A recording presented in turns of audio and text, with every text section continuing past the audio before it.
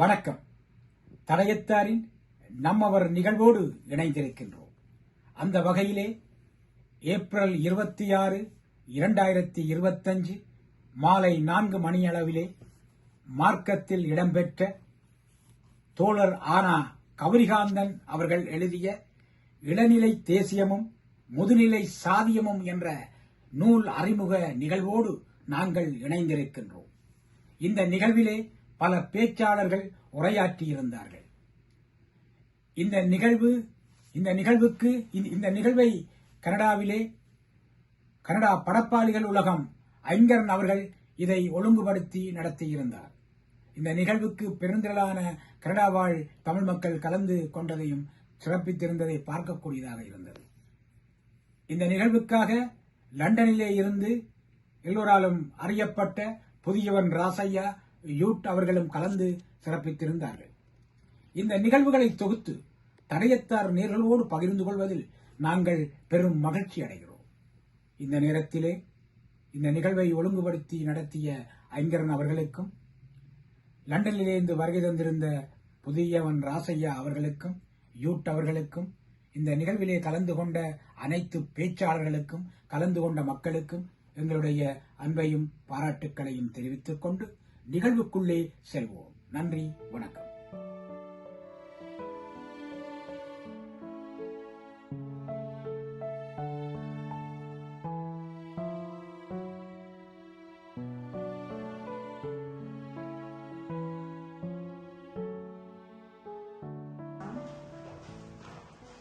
தேசத்தின் மிக முக்கியமான எழுத்தாளர்களில் ஒருவரான மறைந்த திரு கௌரிகாந்தன் அவர்களின் 6வது நூலான இளநிலை தேசியமும் முதுநிலை சாதியமும் நூல் வெளியீட்டு நிகழ்வுக்கு தங்களின் நேரத்தை ஒதுக்கி இங்கே வந்திருக்கும் அனைவரையும் படப்பாளிகள் உலகம் அமைப்பின் சார்பாகவும் மறு நிர்மாண அமைப்பின் சார்பாகவும் வருக வருக என வரவேற்பதில் பெரும் மகிழ்ச்சி கொள்கின்றேன்.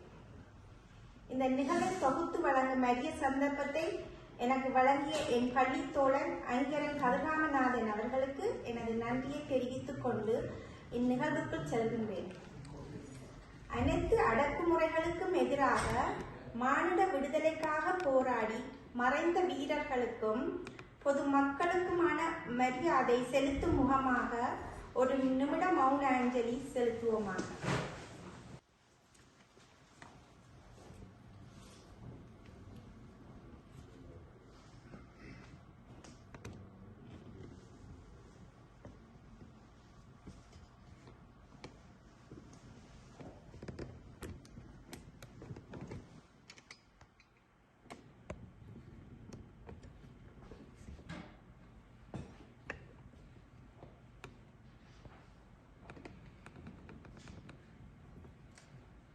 நன்றி. நிகழ்வுக்கான தலைமை பொறுப்பு ஏற்று வரவேற்புரிய வழங்க இந்நிகழ்வு ஒருங்கிணைப்பாளர் படப்பாளிகள் உலகம் நிறுவன திரு ஐங்கரன் கதிராமநாதனை அழைக்கின்றேன். இந்த பூமி பந்தின் உலகின் எந்த மூலையிலாவது தமிழர்கள்,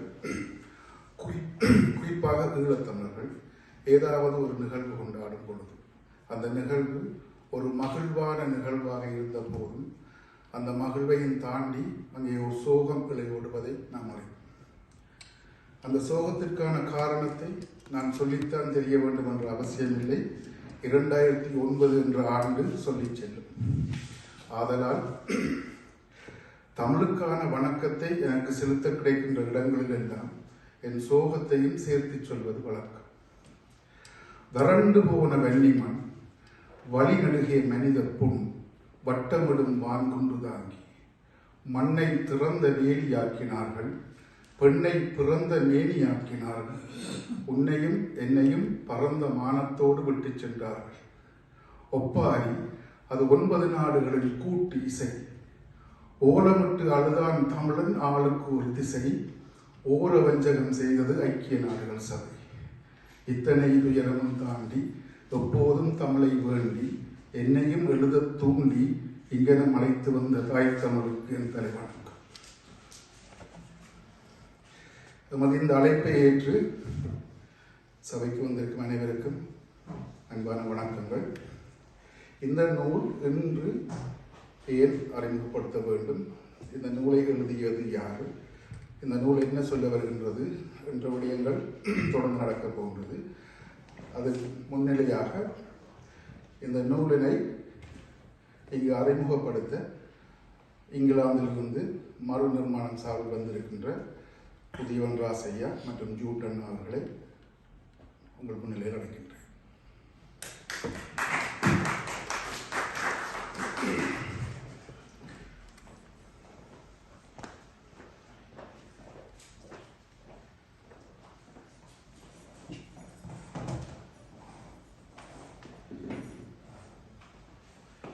கௌரிகாமன் ஐயா அவர்கள் தற்போது எங்களிடம் இல்லை. அவர் 2 வருடங்கள் ஆகின்றன. ஈழ தேசியத்திற்காக நிறைய விடயங்கள் செய்தவர். அத்துடன் இந்தியாவில் அகதி முகாமிலிருந்து உயிர் நீத்தவர். இன்று இந்த புத்தகத்தை உங்களுக்கு அறிமுகப்படுத்த முன் கௌரிகாந்தன் யார், இந்த புத்தகமே நாங்கள் இங்கே வெளியிட இருக்கின்றோம் என்பதை உங்களுக்கு சொல்வதற்காக புதியவன் வள்ளிராசையா அவர்கள் வருகின்றார். அவர் ஒரு சிறந்த எழுத்தாளர், ஈழதேசத்தின் மிக முக்கியமான ஒரு இயக்குனர், சிறந்த அறிவாளி, நிறைய பட்டங்கள் கைவசம் வைத்திருக்கிற ஒரு கல்விமான். அவர் சிரிக்கிறார் தன்னடக்கத்தில். அவர் தன்னுடைய உரையை உங்களுக்கு பாய்க்கிறார். வணக்கம்.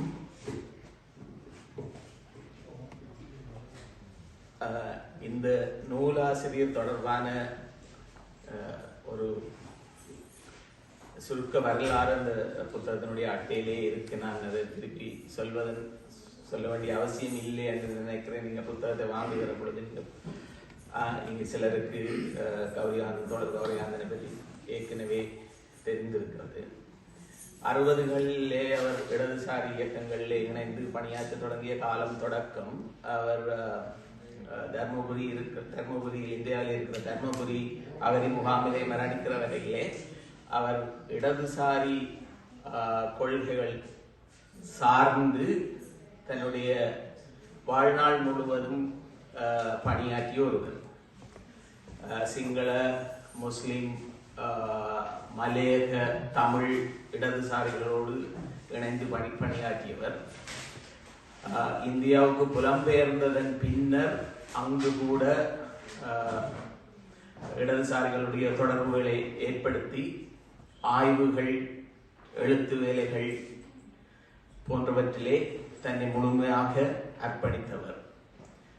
70களின் பிற்பகுதியிலே இலங்கை தமிழ் சமூகத்தில் ஏற்பட்ட தேச விடுதலை போராட்ட காலகட்டத்தில் தேசிய விடுதலை இயக்கங்களோடு இணைந்து விமர்சன பூர்வமான அதே நேரத்தில் கருத்தியல் ரீதியான விவாதங்களிலே பங்கு பற்றியவர், இணைந்து வேலை செய்தவர்.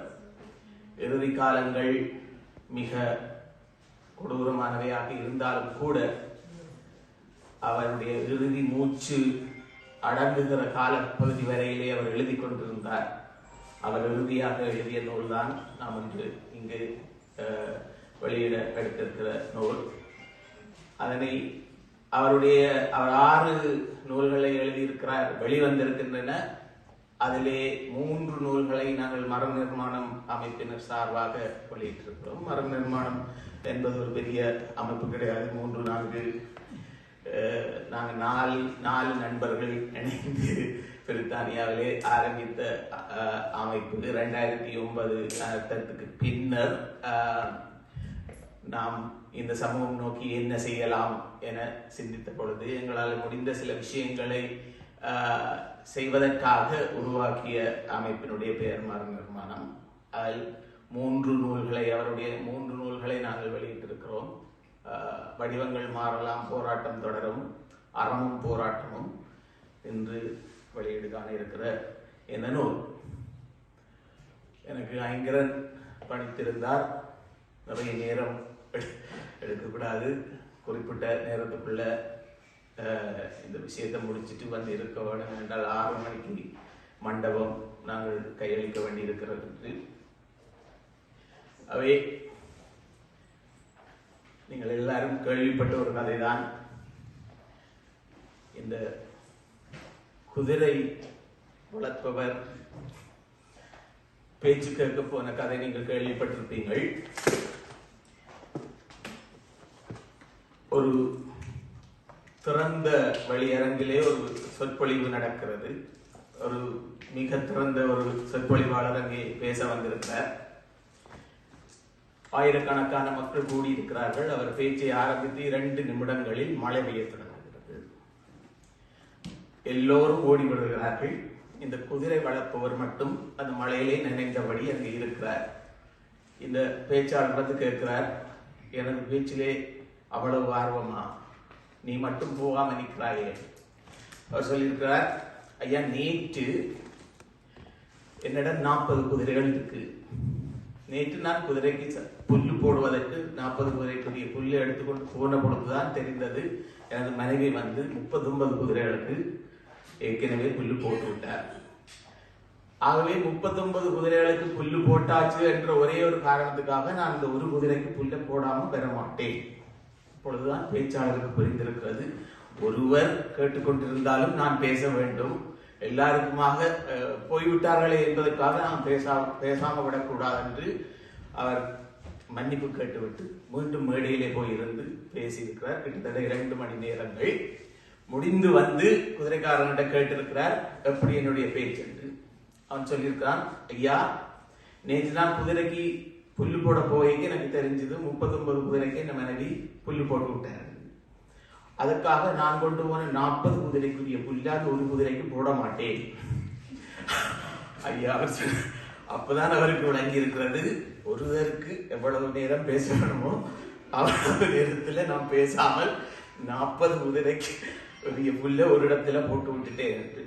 இங்கு இருக்க பேச்சாளர்களும் அவர்கள் சபையுடைய விஷயம் அறிந்து அந்த தங்களுக்குள் வழங்கப்பட்ட அந்த நேரத்துக்குள் தங்களுடைய உரைகளை வழங்குவார்கள் என்ற நம்பிக்கை எனக்கு இருக்கிறது.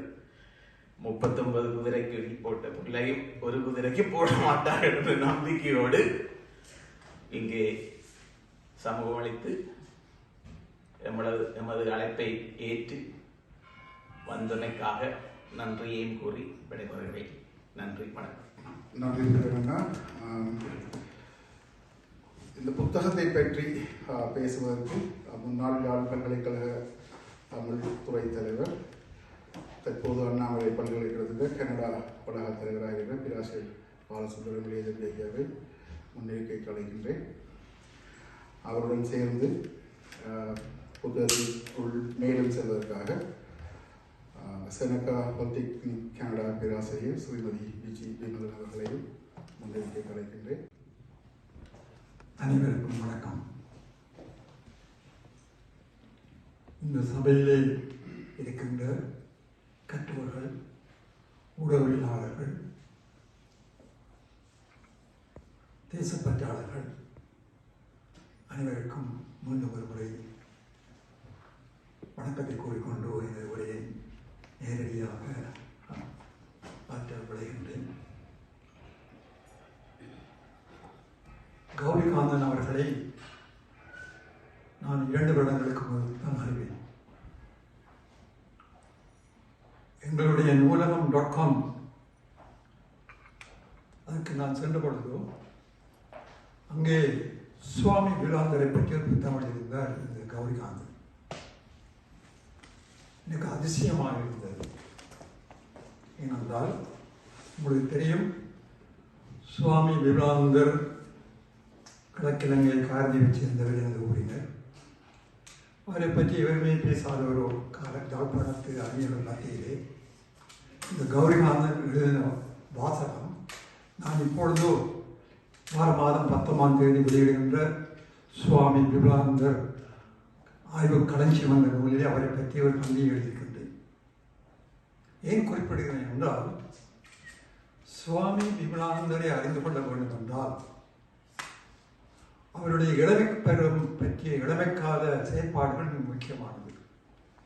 சுவாமி விவேகானந்தருடைய இளமைக்காலம் கத்தோலிக்க பாடசாலைகளோடும் அந்த பாடசாலை குருமார்களோடும் மட்டக்களப்பிலே பின்னர் யாழ்ப்பாணத்தில் செயின்ட் பேட்ரிக்ஸ் குருமாரோடும் அந்த சூழலிலும் வாழ்ந்து சமூக புரட்சியை செய்தவர் சுவாமி விவேகானந்தர் என்பதை கூறிக்கொண்டு ஆனபடியால் தான் கௌரிகாந்தர் அவரை அடையாளம் கண்டு தனியொரு சின்ன நூலை எழுதியிருக்கின்றார் என்ற செய்தியை கூறிக்கொண்டு இந்த 6 நூல்களிலே இது ஒரு நூல். இந்த தலையங்கம் இளநிலை தேசியமோ முதல்நிலை சாதியமோ இதை புரிந்து கொள்வதற்கு எனக்கு ஒரு நாள் எடுத்தது. அருமையான தலைப்பு. அதாவது தேசியம் சாதியம். தேசியம் சாதியம் கண்டு ஈழத்தமிழருக்கு சொல்ல தேவையில்லை. ஆனால் இந்த இளநிலை தேசியம் என்றால் என்ன, முதுநிலை சாதியம் என்றால் என்ன என்பதை விளங்கிக் கொண்டால் புத்தகம் விளங்குவது சமயம். முதுநிலை சாதியம்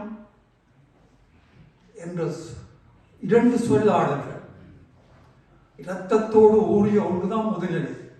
யாழ்ப்பாணம் தமிழரோடு ஒட்டிய முதுநிலை, அந்த இரத்த ஓட்டத்தோடு ஒட்டிய ஒரு விஷயம்தான் முதுநிலை சாதியம்.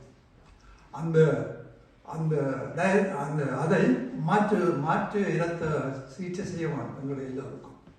நீக்கினால்தான் அந்த இரத்தத்தை வெளியில் எடுத்தால்தான் தமிழர் மத்தியில், குறிப்பாக ஈழத்தமிழர் மத்தியிலே சாதியத்தை நாங்கள் எடுக்கலாம். அது இன்று முதுநிலையாக முத்தி போயிருக்கிறது என்ற செய்தியை மட்டும் சொல்லியிருக்கின்றார். அது தேசியம். நாங்கள் தேசியம் பற்றி பேசி பேசி கலைத்து விட்டோம். ஆனால் இதில் வருகின்ற தேசியம் வித்தியாசமாக இருக்கும். அதை நீங்கள் வாசித்து பாருங்கள், புரிய வேண்டும் என்பதற்காக சொல்லுகின்றேன்.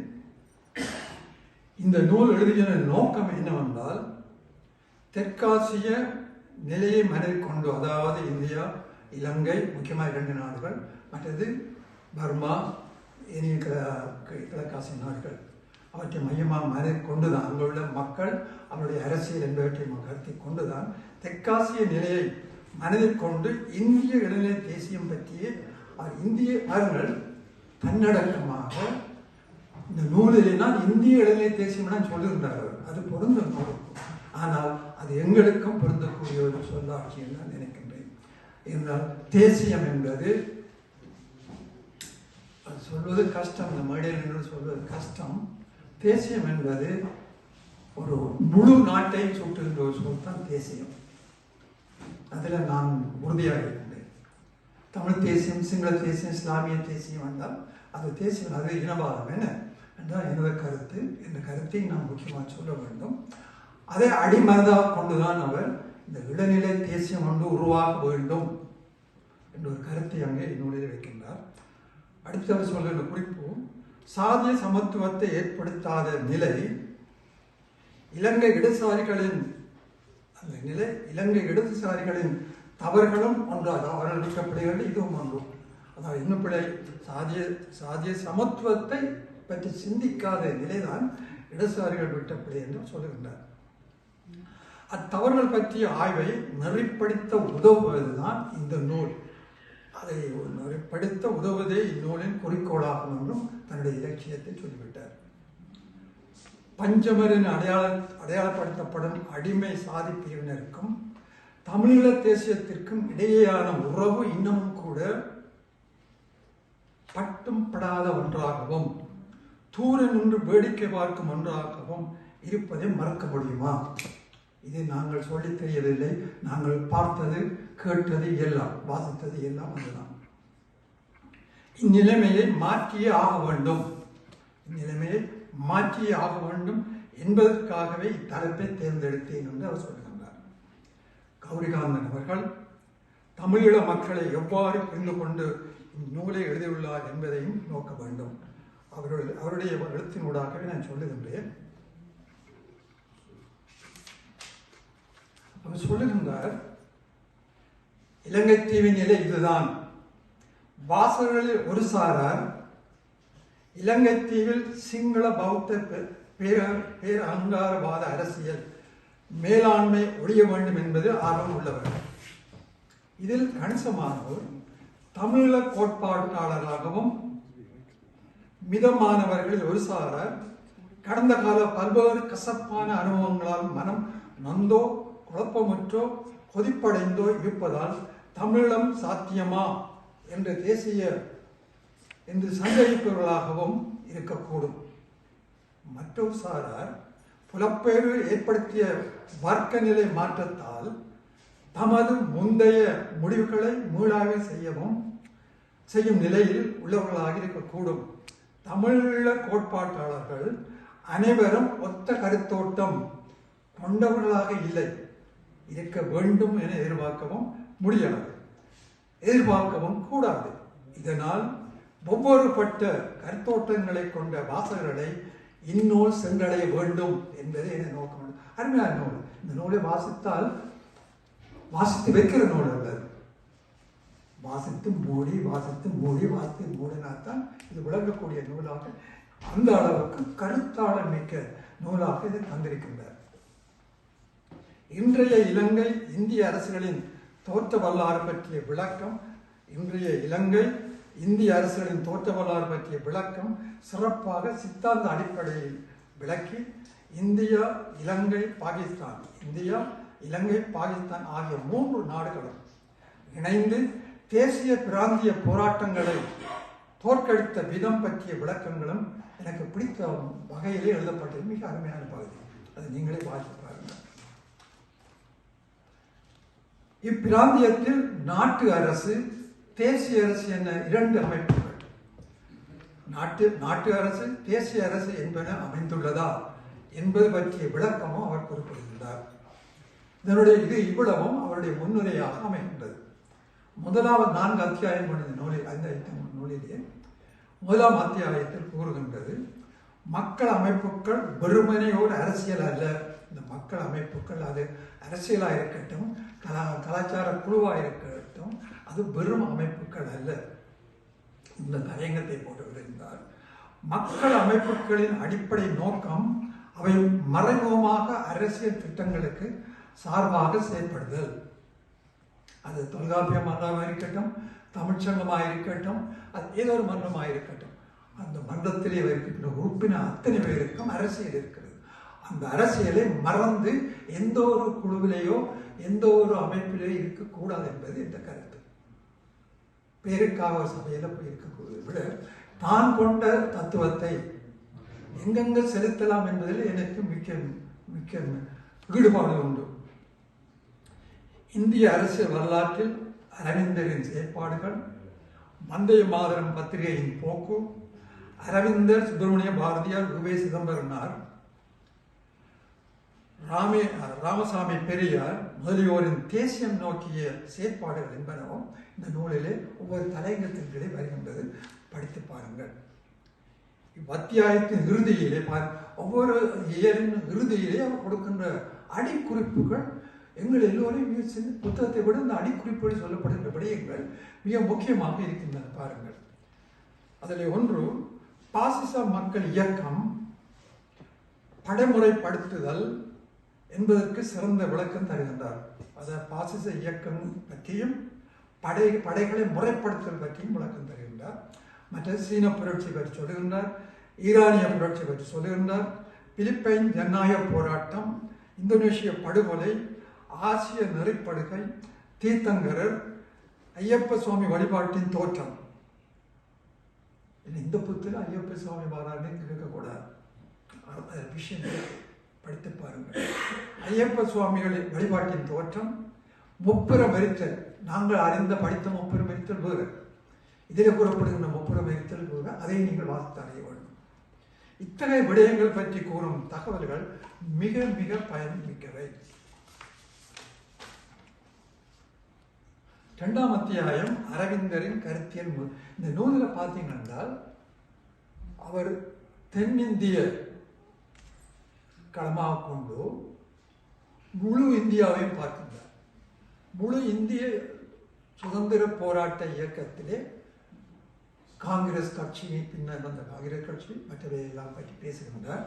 இந்திய அரசியலிலே தயானந்த சரஸ்வதி, அரவிந்தர் ஆகிய இருவர் தொடர்பும் செயற்பாடுகளும் இங்கே ஆராயப்படுகின்ற. தயானந்த சரஸ்வதியும் அரவிந்தரும், குறிப்பாக ஈழத்தமிழர்கள் இந்த அரவிந்தருடைய செயற்பாடுகளை மறுபரிசீலனை செய்து பார்க்க வேண்டும்.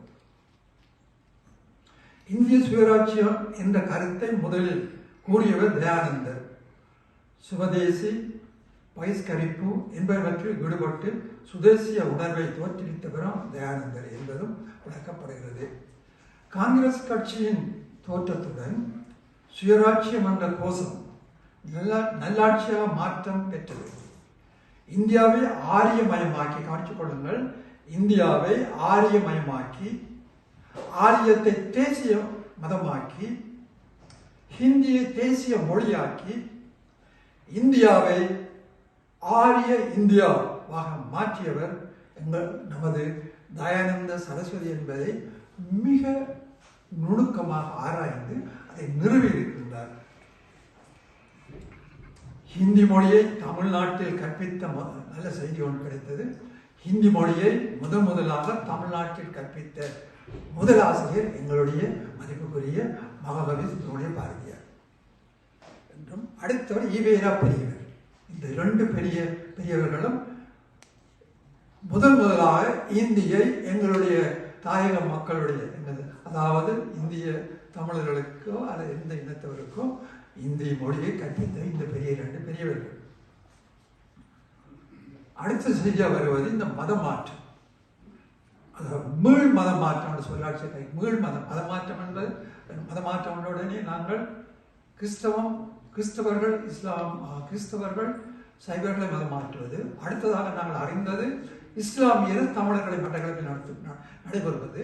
இஸ்லாமியர்கள் தமிழர்களை மதம் மாற்றுவது, அது முதலாம் கட்டம்.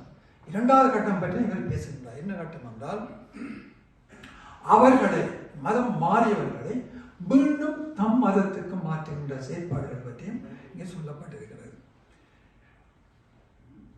மேலும் சிறசென்ற சுப்பிரமணிய சிவா, சதானந்த சுவாமிகள், சிரத்தானந்தர் முதலியோர் பற்றிய தகவல்களும் நாங்கள் அறிந்து கொள்ள வேண்டியவை. இவை யாவற்றுக்கு மேலாக இந்தியாவின் சொந்த மதம் இது என்ற தலைப்பில் எழுதியுள்ள பகுதியை தமிழன் என்ற அடிப்படையில் எனக்கு மிகவும் பிடித்திருக்கிறது. இந்தியாவினுடைய சொந்த மதம் எது என்பதை எழுப்பி அறிந்த விளக்கம் எல்லாம் மிக அருமையாக இருக்கிறது. நீங்கள் படித்தால் தான் நான் சொல்வதை நீங்களும் புரிந்து கொள்ளுங்கள். எனக்கு மிகவும் பிடித்தமாக இருந்தது. நீங்களே கட்டாயம் அதனை படித்து கூர்ந்து நோக்க வேண்டும் என்பது எனது விருப்பம். மேலே குறிப்பிட்ட கருத்துக்களை தனபதி பாண்டியன் எழுதிய சுவாமி தயானந்த சரஸ்வதி என்ற நூலை அவர் களமாக கொண்டு, துணை நூலாக கொண்டு இவற்றையெல்லாம் எழுதியிருக்கின்றார்.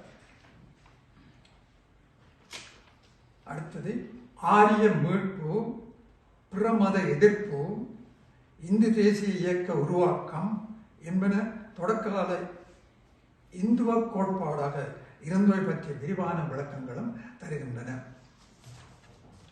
மேலும் திருமதி அன்னி பெசன்ட், துறவி நிவேதிதா ஆகியோர் பற்றிய கருத்தோட்டம் மிக சிறப்பாக இருக்கிறார். அவர்கள் எந்த வகையில் இந்திய தேசிய உணர்வை, இந்தியத்துவம் என்ற கோட்பாட்டை நிலைநிறுத்தினார் என்ற விஷயங்கள் சிறப்பாக விரிவாக கூறப்படுகிறது.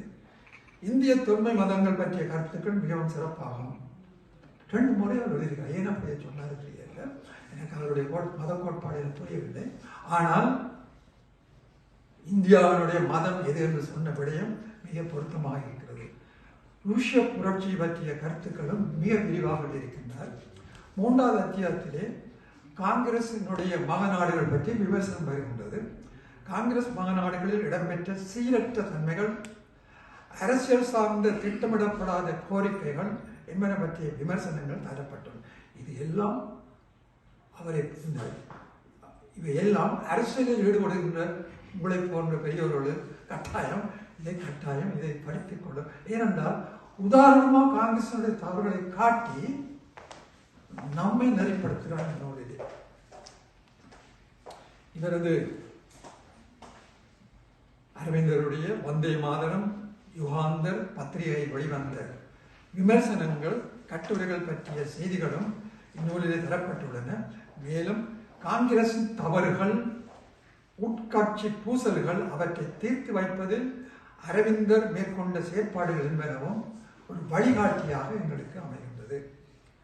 அரவிந்தரும் பிரெஞ்சு புரட்சியும் என்ற தலைப்பின் கீழ் பிரெஞ்சு நாட்டு மக்கள் புரட்சி, அதன் விளைவுகள், புரட்சி புயலில் திருச்சபையில் ஏற்பட்ட மதமாற்றங்கள், அரசியலில் திருச்சபையின் ஈடுபாடு தடை செய்யப்பட்டமை என்பதை பற்றி விரிவாக எழுதி, இந்திய அரசியலில் மடங்களதும் சனாதன செயற்பாடுகளும் கொண்டுள்ள நடவடிக்கை பற்றிய விமர்சனங்களும் தரப்படுகின்றன.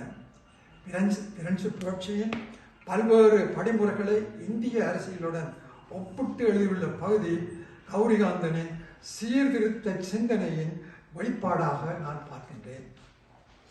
தொடர்ந்து அரவிந்தரின் கருத்தியலும் அதன் பின் விளைவுகள் பற்றிய பின்னணி விளக்கமும் மிக தெளிவாக தரப்பட்டுள்ளன.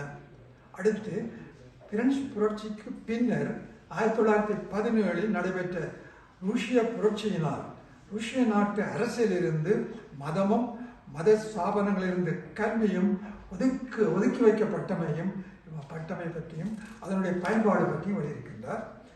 அரவிந்தரின் கருத்தியல் தொடரிலே ஒன்று எனது சிறைவாசம், பாரதத்தின் மறுபிறப்பு என்ற இரு தலைப்பின் கீழ் எழுதப்பட்ட விஷயங்களும் மிக விரிவாக அலசப்பட்டுள்ளன.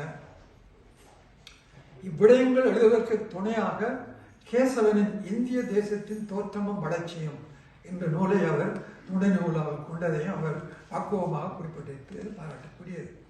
மேலும் இந்த அத்தியாயத்தில் 1895 வரையான காங்கிரசின் மாநாட்டு தீர்மானங்கள், அரவிந்தர் திலகர் இடையிலான வேறுபாடுகள், வேலூர் கிளர்ச்சி, சிப்பாய் கழகம், காங்கிரசின் சிதறல், முதலாவது இந்திய கம்யூனிஸ்ட் கட்சியின் தோற்றம், தமிழ்நாட்டின் முதல் தமிழ்ச்சங்கம், அரவிந்தரும் பிரெஞ்சு புரட்சியும், அயோத்திதாச பண்டித முதலியோர் பற்றியும் மற்றும் சீக்கிய பஞ்சாப் ஆயுத கிளர்ச்சிகள் பற்றி எழுதியுள்ள விடயங்களும் தமிழின உணர்வாளர்களுக்கு அரசியல் அறிவையும் தம்மையும் இனத்தையும் பற்றி சிந்திக்க தூண்டும் அல்லது நெறிப்படுத்தும் என்ற அடிப்படை என்ற நோக்கம் அவருக்கு இருந்திருக்கிறது.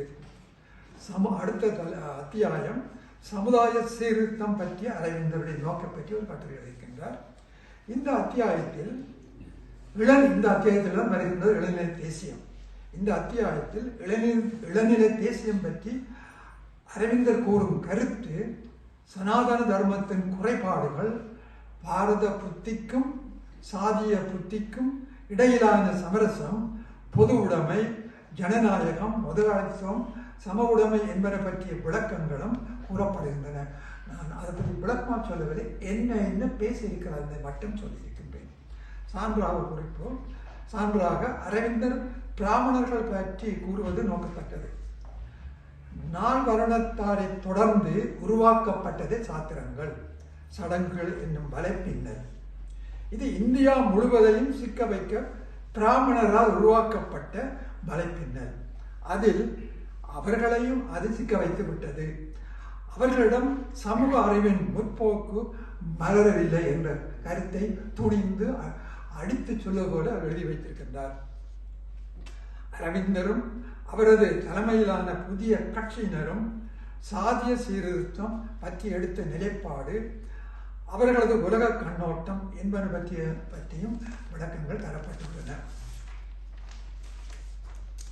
ஜனநாயகத்தன்மை மிக்க சமூகம், தனிமனித சுதந்திரம், நாட்டு விடுதலை ஆகிய மூன்றினதும் சேர்க்கைதான் தேசியம் என்கின்றார்.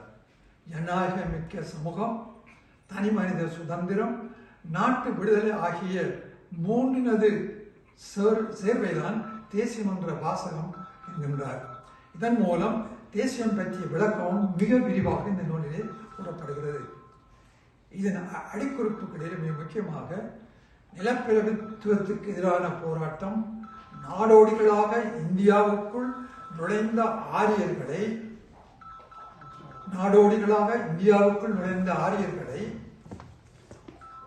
உயர்ந்தோராக காட்டிய மேக்ஸ்மூலர் தமிழருக்கு விரோதி. மேக்ஸ்மூலர் இந்த நாடோடிகளாக இந்தியாவுக்குள் நுழைந்த ஆரியர்களை உயர்ந்தோராக காட்டிய மேக்ஸ்முல்லரின் பங்கும் மிக சிறப்பாக விளக்கியிருப்பது பாராட்டக்கூடியது. கடைசி இறுதி அத்தியாயம் தேசிய விடுதலையா அல்லது சமூக போராட்டமா என்ற கேள்வியோடு இந்த அத்தியாயம் அமைகின்றது. இத்தலைப்பின் கீழ் தேசியம், சாதியம் என்பவற்றுக்கு இடையிலான தொடர்புகள், தேசியம், சாதியம் இந்த தேசியம் சாதியம் என்பதில் மிக மிக உறுதியாக இருக்கின்றார். சாதியம் ஒழிந்தால் தேசியம் வரும் என்று அவருடைய ஒரு கோட்பாடாக இருக்கின்றது. தேசியம் உழைப்பவனுக்கு நிலம் தருமா? நல்ல கேள்வி. தேசியம் பேசினால் உழைப்பவனுக்கு நிலம் கிடைக்குமா, தருமா? தேசியம் சாதிகளுக்கு சமத்துவம் தருமா? தேசியம் என்ற கோட்பாடு சாதிகளுக்கு சமத்துவம் தருமா? இந்தியாவின் வர்க்க போராட்ட வரலாறு தேசியம் சாதிய நலன் கடந்ததா? தேசியமும் சாதியமும் தனித்தனி கூறுகள் அல்ல. தேசியமும் சாதியமும் தனித்தனி கூறுகள் அல்ல என்பதும், தேசியங்கள் ஆரிய நெறிப்படுகைக்கு உள்ளாகியமை, தேசியங்கள் பேசியவர்கள் எவ்வாறு ஆரியர்கள் என்ற ஆதிக்க சக்திகளால் உள்வாங்கப்பட்டார்கள் என்பதும், தேசியங்கள் ஆரிய நெறிப்படுகைக்கு உள்ளாகியமை, ஆரிய நெறிப்படுகை ஒரு தேசிய அடக்குமுறை. உண்மையிலே இந்த ஆரிய நெறிப்படுத்தலோ அறிவுரையோ அல்ல போதனையோ எல்லாம் பார்த்தீர்கள்னா அது ஒரு தேசிய அடக்குமுறை என்று அவர்களுக்கு தெரியும், நமக்கு அது புரியாது. அதை நாங்கள் புரிந்து கொள்ள வேண்டும் என்பது எங்களுடைய கௌரிகானந்தனுடைய நோக்கமாக இருக்கின்றது. ஆரிய நெறிப்படுகை ஒரு தேசிய அடக்குமுறை, சாதிய ஜனநாயகம், சாதிய எதிர்ப்பு சமூக சீர்திருத்தம், சாதி ஒழிப்பு சீர்திருத்தம் என துணை தலைப்புகளிலே விளக்கப்படும் விடயங்கள் முக்கியமாக கவனிங்கள். இந்த விடயங்கள் அனைத்தும் இந்திய அரசியலுக்கு மட்டுமன்றி ஒடுக்குமுறைகளுக்கு உட்பட்டுள்ள அனைத்து நாடுகளின் மக்களுக்கும் உரிய விடயங்களாகும் என்ற வகையில் இந்நூல் தமிழ் வாசிக்கும் மக்கள் வாழும் கணிச்சுக்கொள்ளும் தமிழ் வாசி இந்த நூல் தமிழ் வாசிக்கும் மக்கள் வாழும் நாட்டு மக்களுக்கும் பொது அறிவியல் அரசியல் ஞானம் பற்றிய சிந்தனைகளை தூண்டும் ஒரு நூலாகவே இது அமைகிறது என்று கூறி அமைகின்றேன். நன்றி, வணக்கம். அடுத்ததாக ஒன்டாரியோ மாகாண சபை அமைச்சர் விஜய் தணிகாசலம் அவர்கள் இங்கே தான் பெற முடியாமல் காரணத்தால் இந்த நிகழ்வு சார்ந்த ஒரு ஊக்குவிப்பு சான்றிதழ் அனுப்பி வச்சிருக்கிறார். அதனை மறுநிர்மாணம் அமைப்பு சார்ந்தவர்களிடம் கையளிப்பதற்காக இந்த நிகழ்வுக்காக ஆஸ்திரேலியாவிலிருந்து இங்கே வந்திருக்கின்ற இலங்கையின் என்பிபி கட்சியின் மிக முக்கியமான ஆஸ்திரேலியா பிரமுகர் செல்வன் அவர்களை அழைக்கின்றேன். அவருடன் எனக்கு மிக பிடித்த தமிழ் ஆளுமையாக நான் ஒரு ரசிகன் அவருக்கு திருவண்ணா திரு சிவசாமி அவர்களை மாடி அழைக்கின்றோம்.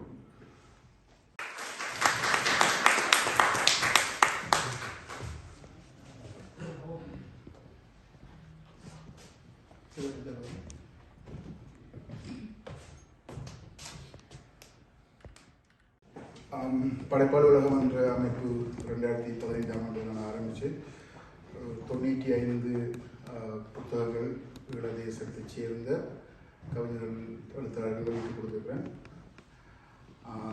அதில் 2 புத்தக வெளியீடுகள் எனக்கு பெருமை தருகின்றன. ஒன்று புங்குடுதீவில் வரலாறு காணாத ஒரு புத்தகமாக எனது உறவினன் நண்பன் பயில நதிய புத்தகம் எழுதிய அசுர நதி புத்தகம். அவர் இங்கே வந்திருக்கின்றார், நன்றி வழி. அடுத்தது இந்த புத்தகத்தை நான் சொல்லுவேன். இதுக்கான காரணங்கள் இருக்குது. எல்லாரும் கனடாவில் இருக்கிற உறவுகளும் தெரியும். பயங்கரன் குடும்பத்தில் ஆட்டாத அக்கறைய சமூகத்துக்கு ஆற்றுன்னு சொல்லி கடந்த 10 வருஷமாக நான் அதை நிரூபிச்சு வந்துருக்கிறேன். குடும்ப வாழ்க்கை சாதாரணமாக வச்சுட்டு தேசத்தை நோக்கி ஒரு பெரிய ஓட்டம் ஓடியே இருக்கிறேன். நாங்கள் எல்லாரும் ஒன்றா சேர்ந்து ஒவ்வொரு விஷயங்கள் செய்ய ஒரு இடத்துல நான் நினைக்கிறேன். நிறைய கதைக்க விருப்பம், ஆனால் இது ஒரு அரசியல் மொழியாக மாற்றுறதுல எனக்கு அவ்வளோ விருப்பம் இல்லாதபடியாக தொடர்ந்து இந்த புத்தகத்தை பற்றி பேசுவதற்காக பேராசிரியர் ஸ்ரீமதி விஜி விவன் அவர்களை அழைக்கின்றோம். நன்றி. மதிப்பு மிகு சான்றோர்களே, ஆன்றோர்களே, அவை தலைவர்களே மற்றும் இங்கே அமர்ந்திருக்கும் அனைத்து வாசக பெருமக்களே, உங்கள் அனைவருக்கும்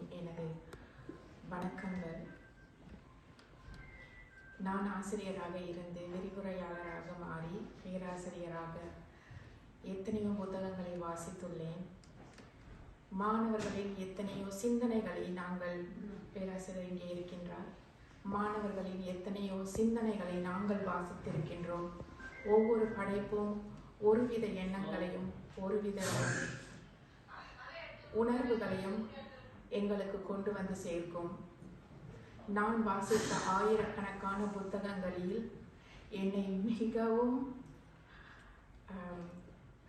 மிகவும் சிந்திக்க வைத்த ஒரு புத்தகம் என்றே இதை நான் கூறுவேன். என்னை மிக மிக சிந்திக்க வைத்த ஒரு புத்தகம், பேராசிரியர் பாலசுப்ரமணியம் சொன்னது போல, இந்த புத்தகத்தை நீங்கள் ஒரு முறை வாசித்துவிட்டு அதில் என்ன இருக்கிறது என்பதை நீங்கள் அறிந்து கொள்ள முடியாது. ஒவ்வொரு அத்தியாயமும் ஒவ்வொரு பக்கங்களும் உங்களை சிந்தனைக்குள் ஆழ்ந்து கொண்டு செல்லும்.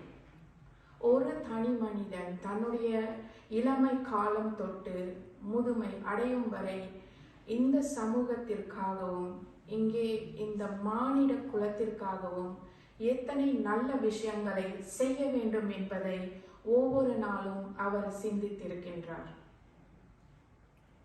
இன்று அவர் நம்முடன் இல்லை.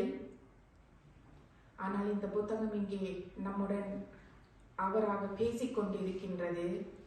நான் 2 முறை இந்த புத்தகத்தை வாசித்தேன். இப்பவும் என்னுள் அந்த புத்தகத்தில் எத்தனை அருமையான விஷயங்கள் அடங்கி இருக்கின்றன என்பதை அறிந்து கொள்ளவும் முடியவில்லை, புரிந்து கொள்ளவும் முடியவில்லை. அதற்கான காரணம், அவர் எல்லா பக்கங்களையும் சிந்தித்து வைத்திருக்கிறார். ஒரு ஆசிரியராக, ஒரு படைப்பாளனாக மனிதனுக்கு, மனித குலத்திற்கு என்ன தேவைப்படுகிறது என்பதை அவருடைய சிறிய வயதிலிருந்தே அவர் சிந்தித்து வைத்திருக்கின்றார். ஒவ்வொரு அத்தியாயமும் ஒரு சரித்திரங்களும், அந்த புத்தகத்தில் பல சரித்திரங்கள் இருக்கின்றன. எனக்கே தெரியாத அத்தனை சரித்திரங்களை அவர் எழுதியிருக்கிறார். அத்தனை தலைவர்களை பற்றி அவர் எழுதியிருக்கின்றார்.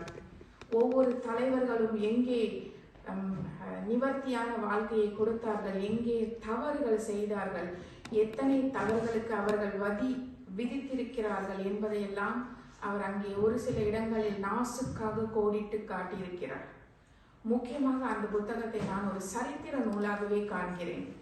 அதில் உள்ள அத்தனை சரித்திரங்கள், எனக்கு தெரியாத பல சரித்திரங்கள், 2 முறை வாசித்தும் சில சரித்திரங்களை என்னால் இன்டர்நெட்டில் தேடி எடுக்க முடியவில்லை. எப்படி நடந்திருக்குமோ, இது உண்மையோ என்பது போல. ஆனால் அவ்வளவு சான்றாக அவர் அதை நுணுக்கமாக அதற்குள் கொண்டு வந்து சேர்த்திருக்கிறார். நமக்கு சமூக சீர்திருத்தங்கள் எங்கு செய்யப்பட வேண்டும், எப்படி செய்யப்பட வேண்டும் என்பதையும் அழகாக சிந்தித்து அதனுள் எழுதியிருக்கிறார். அதை தவிர்த்து புரட்சி என்ற வார்த்தை வெறும் வார்த்தையாக மட்டும் இருந்துவிடக் கூடாது. புரட்சி என்று சொல்லிக் கொண்டிருந்தால் புரட்சி வராது. புரட்சி என்பது என்ன? புரட்சி என்ற வார்த்தையை நாம் எங்கே பயன்படுத்த வேண்டும், புரட்சியை கொண்டு வர வேண்டும் என்றால் எப்படியெல்லாம் நாம் செயல்பட வேண்டும் என்பதையும் அவர் அதில் கூறியிருக்கிறார். சில புரட்சிகளை அதில் எடுத்துக்காட்டாக சொல்லியிருக்கிறார். இப்படி ஆரம்பிக்கப்பட்ட ஒரு புரட்சி பின்னாளில் எப்படி மாற்றப்பட்டது என்பதையும் அதில் அவர் கூறியிருக்கிறார். அதை தவிர்த்து முக்கியமாக அவர் கூறிய விஷயம் என்ன? இன ஒடுக்குமுறை. இனம் என்பதே என்ன? இன ஒடுக்குமுறையை அவர் என்ன கூறியிருக்கிறார்? நீங்கள் அவசியம் வாசிக்க வேண்டிய ஒரு புத்தகமாகவே இதை நான் கருதுகிறேன். ஏன்னா நம் அனைவருக்கும் தெரியும் எந்த கால சூழ்நிலையில் நாம் இந்த நாட்டுக்குள் வந்தோம், எப்படி வந்தோம், எதற்காக வந்தோம், என்று எப்படி கொடி கட்டி வாழ்கிறோம் என்பதெல்லாம் எல்லோருக்கும் தெரியும். நான் இலங்கையை சார்ந்த பெண் அல்ல, ஆனால் நான் இலங்கை மருமகள். அந்த நாட்டோடு எனக்கு மிகவும் பிரதான ஒரு தொடர்பு இருக்கின்றது. அதற்காக இலங்கை மருமகளாய் இருந்தாலும் இலங்கை மகளாகவே மாறிவிட்டேன். இந்த புத்தகங்களை வாசித்து, இலங்கையின் சரித்திரங்களை படித்து, அங்கு நடந்த போர்களை எல்லாம் பார்த்து, அந்த போருக்குள் நடந்த விஷயங்கள் எல்லாம் எல்லோருடைய மனதிலும் எங்கேயோ எங்களை கொண்டு செல்கிறது. அந்த நாட்டில் பிறக்காத மனிதர்கள் கூட எத்தனையோ பேர் இன்னும் இலங்கை என்ற நாட்டின் பால் அவ்வளவு காதலும் அவ்வளவு அன்பும் கொண்டுள்ளோம். இரண்டாவதாக, நான் என்னெல்லாம் கதைக்க வேண்டும் என்று நினைத்தனோ அது அத்தனை விஷயங்களும் பேராசிரியர் சிறப்பாக கதைத்து விட்டார். என்னுடைய வேலை இங்கே என்னவென்றால், என்னுடைய எஜமான் கதைத்ததை ஆமாம் சாமி என்று சொல்லிவிட்டு போவதே. ஒவ்வொரு பக்கங்களும் அவ்வளவு சிறப்பாக, ஒவ்வொரு அத்தியாயங்களையும் அவ்வளவு சிறப்பாக பேராசிரியர் இங்கே சொல்லிவிட்டார். அவர் சொல்ல நான் கேட்கும் பொழுது எனக்கு அப்படியே எண்ணம் ஊறுகிறது. இவ்வளவு அழகாக ஒரு அனாலிசிஸ், ஒரு புத்தகத்தை ஆய்வு செய்திருக்கிறார். ஆனால் நீங்கள் அனைவரும், நான் உங்களோடு நிற்கிறேன். அவர் கொஞ்சம் எக்ஸ்ட்ரா ஆர்டினரி ப்ரொஃபஸர், மிகவும் அறிஞரான ஒரு தன்மை கொண்ட ஒரு ப்ரொஃபஸர். அதனால அவர் கிரகிச்சு கொண்டார். பட் நாம் அப்படி இல்லை, வாசிக்க வேண்டும். அந்த புத்தகத்தை 2-3 முறை நீங்கள் வாசிச்சு என்ன சொல்லப்பட்டிருக்கிறது என்பதை நீங்கள் கிரகிச்சு கொண்டு அதற்காக இப்பொழுது இருக்கும் நாம் எப்படி பாடுபட முடியும் என்பதையே நாம் யோசிக்க வேண்டும். மதம் சம்பந்தமான சில விஷயங்களையும் அவர் அதில் கூறியிருக்கிறார். அதை தொட்டு நான் மிகவும் டீப்பாக போகவில்லை, ஆனால் நீங்கள் வாசிக்க வேண்டும். முக்கியமாக நான் ஒரே ஒரு கருத்தை இங்கே சொல்ல விளைகிறேன். என்னவென்றால், அந்த புத்தகம் முழுக்க மனிதர்கள் இணைந்து ஒரு தேசியத்தை உருவாக்க வேண்டும் என்பதே குறிக்கோள் காட்டுகிறது. மனிதர்கள் மனிதர்களாக இருங்கள், மனிதர்களுக்காக வாழுங்கள், மனிதர்கள் ஒன்று கூடி ஒரு தேசியத்தை அமையுங்கள் என்பதே நான் ஒரு சாதாரண பாமர மனிதனாக அந்த புத்தகத்தின் வாயிலாக உணர்ந்து கொண்ட ஒரு விஷயம். மதம், இனம், சாதியம் இதையெல்லாம் தள்ளி வைத்துவிட்டு நாம் எல்லாம் மனிதர்கள் என்ற எண்ணத்துக்குள் வந்து ஒருவருக்கொருவர் எதை நாம் கொடுக்க முடியும், எதை கொண்டு வர முடியும், எதை சாதித்தால் மனித குலத்திற்கு நல்லது, எதை ஒன்றிணைத்து நாம் செயல்பட்டு வெற்றி பெற முடியும் என்பதையே அவர் முதல் கண் கூற்றாக அந்த புத்தகத்தில் வைத்துள்ளார். மிகவும் ஒரு சிறப்பான புத்தகம்.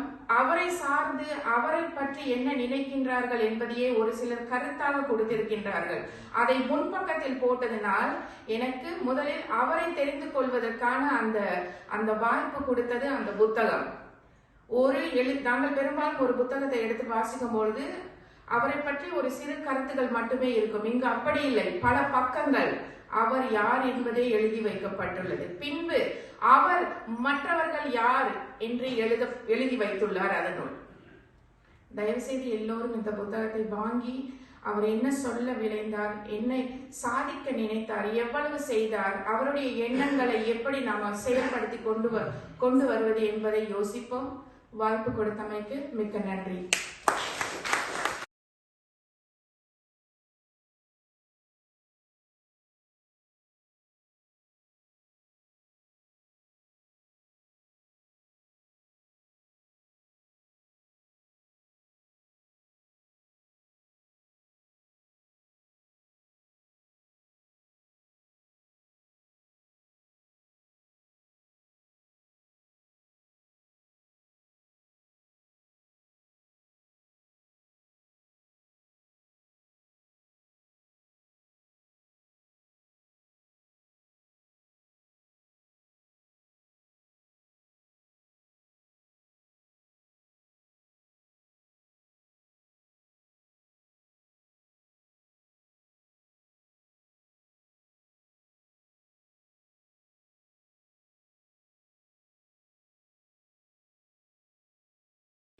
வழக்கமாக நிகழ்வுகளில் வந்து அன்றைய கடைசி அடைக்கிறது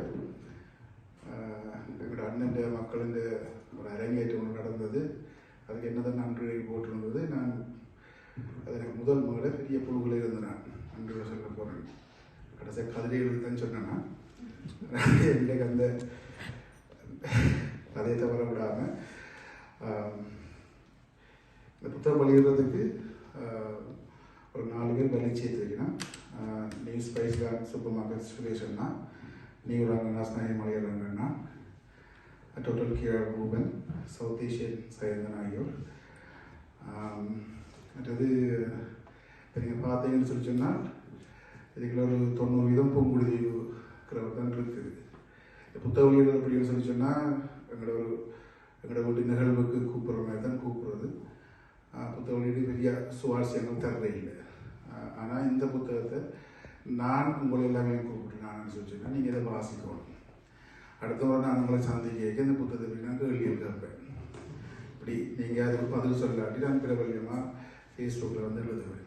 உங்களுக்கு ஏற்கனவே தெரியும். அதனுடைய கட்டாயம் படிங்க. இதுக்குள்ள ஒரு விஷயம் இருக்குது. நாங்கள் ஈழத்தமிழர்கள் அப்புறம் வந்து புலம்பெயர் தேசத்துக்கு வந்து பெரிய பெரிய நிலைகளுக்கெல்லாம் வந்துட்டோம். இருந்தாலும் எங்களோட அடுத்த சமுதாயத்துக்காக வேண்டி நாங்கள் விட்டுட்டு போக வேண்டிய சில விஷயங்கள் இருக்குது.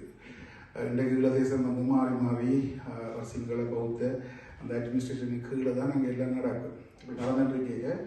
இன்றைக்கு என்பிபியின் தலைமையில் ஒரு விஷயம் எங்களுக்கு இலகுவாக வருதுன்னு சொன்னீங்கன்னா, இந்த இடைத்தரகர்களாகிய தமிழர் அரசியல்வாதிகளை விட்டுட்டு நீங்கள் நேர வாங்கன்னு சொல்லி ஒரு அழைப்பு வந்திருக்கு. இதுவரையில் வந்ததாக என்ற அழைப்பு தெரியாது. ஆனபடியாக இந்த நேரத்தில் இந்த புத்தகத்தை கொண்டு வருவது வந்து எனக்கு நல்லதாகவும் பட்டது. அதில் ஒரு செய்தி உங்களை சொல்கிறேன். என்பிபி சார்ந்த ஆஸ்திரேலியை சேர்ந்த நண்பர் இங்கே வந்திருக்கின்றார். நீங்கள் போகிறதுக்கு நாளைக்கு அவர் நாங்கள் புலம்பெயர் தேசத்தில் இருந்து எங்களுடைய இனத்துக்காகவும் அங்கே இந்திய சீனா மக்களின் ஆளுமை எப்படி இருக்குது அதை நாங்கள் நிப்பாட்டி ஈழத்தமிழர்கள் ஆளுமையை அங்கே எப்படி கொண்டு வரலாம், அது வியாபாரம் இருந்தாலும் என்னவாக இருந்தாலும் என்ற விளக்கத்தை தருவதற்கு ரெடியாக இருக்கிறார். போகைக்க உங்களால் முடிஞ்சாக்க நாளைக்கு வாங்க, உங்களுக்கு நாங்கள் லஞ்ச் ஏற்பாடு பண்ணி சாப்பிட்டு கதைப்போம். இது வந்து ஒரு பகுதியான விஷயம் இல்லை, மிக சீரியஸான. நாங்கள் எல்லாம் கிட்டத்தட்ட எனக்கும் 50 வயசு ஆச்சு. இப்பயே உடம்புல வந்து தெரியுது, அப்பப்போ சின்ன சின்ன பிரச்சனை தெரியுது. ஸோ இப்போ என்ன நடக்கலாம், இருக்கிற நாளைகளும் நாங்கள் என்ன செஞ்சுட்டு போகணுன்றதை நாங்கள் ஒரு பார்ப்போம். இன்றைக்கி இந்த சிற்றுண்டிகளை வந்து நீண்ட காலமாக நான் விளையாட்டு உதயவந்தாட்ட கழகம் வச்சிருந்த காலத்திலே வந்து எனக்கு மிகவும் பரிச்சயமான காசா ரெஸ்டாரண்ட் உரிமையாளர். நான் காசு கொடுத்து தான் வேண்டும் அவர் சொன்னார், உனக்கு 30 வருஷம் தான் எனக்கு வியாபாரம் தர எனக்கு ஃப்ரீயாக கொண்டு கூட தந்தார், அவருக்கு நன்றி. அதே மாதிரி தாய் ரெஸ்டாரண்ட் ஜெயா அவர் உணவு தந்ததுக்கு அவருக்கு நன்றி. அடுத்தது தேடிப்பார் குமார் மற்றும் ஏனைய ஊடக நண்பர்கள். குமாரை நான் அழைச்சேன்னா சொன்னால் காசு வர மாட்டேன்னு இப்போ எல்லாரும் காசு பண்ணி தான் வேணும்ட்டு ஒரு 2 இப்போ வந்து சொன்னால் நமக்கு தேவையில்லை தேங்க்ஸ்லாம். இப்போ நூல் வழங்குறதுக்கு முதல் ஒரு டைப் வந்துருக்குது. சரி பார்ப்போம். நூல் வழங்குறதுக்கு முதல் எனக்கு ஒரு சில ஊழியர்களுக்கு இருக்கணும்னு ஆசை. சுருக்கமாக தான் சொல்லிடணும்.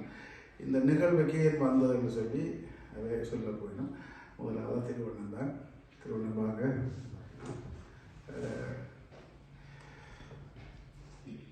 பேராசிரியர் அவர்களே மற்றும் பேராசிரியர் சகோதரி அவர்களே மற்றும் இந்த விழாவுக்கு வந்திருக்கக்கூடியவர்களுக்கு அன்பான வணக்கம். பெரும் புலமைகள் இருக்கக்கூடிய இந்த இடத்திலே ஒரு நிமிடம் 2 நிமிடத்துக்கு மேலே பேசி முடிக்கின்றேன்.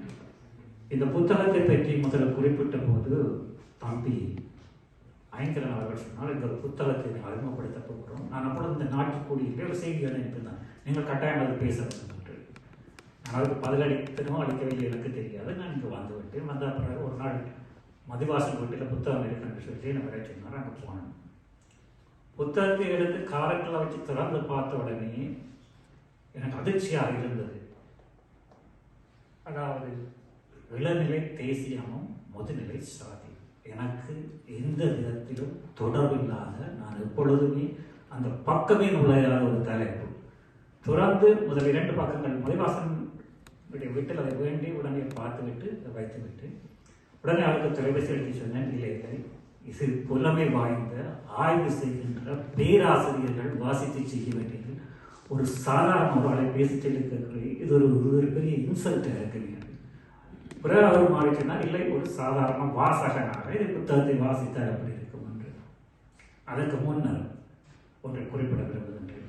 இந்த புத்தகத்தை எழுதியிருக்கக்கூடிய அமரர் கௌரி காந்தன் அவர்களே, அவரை பற்றி நான் கேள்விப்பட்டும் இருக்கவில்லை, அவரை பற்றி வாசித்தும் இருக்கவில்லை.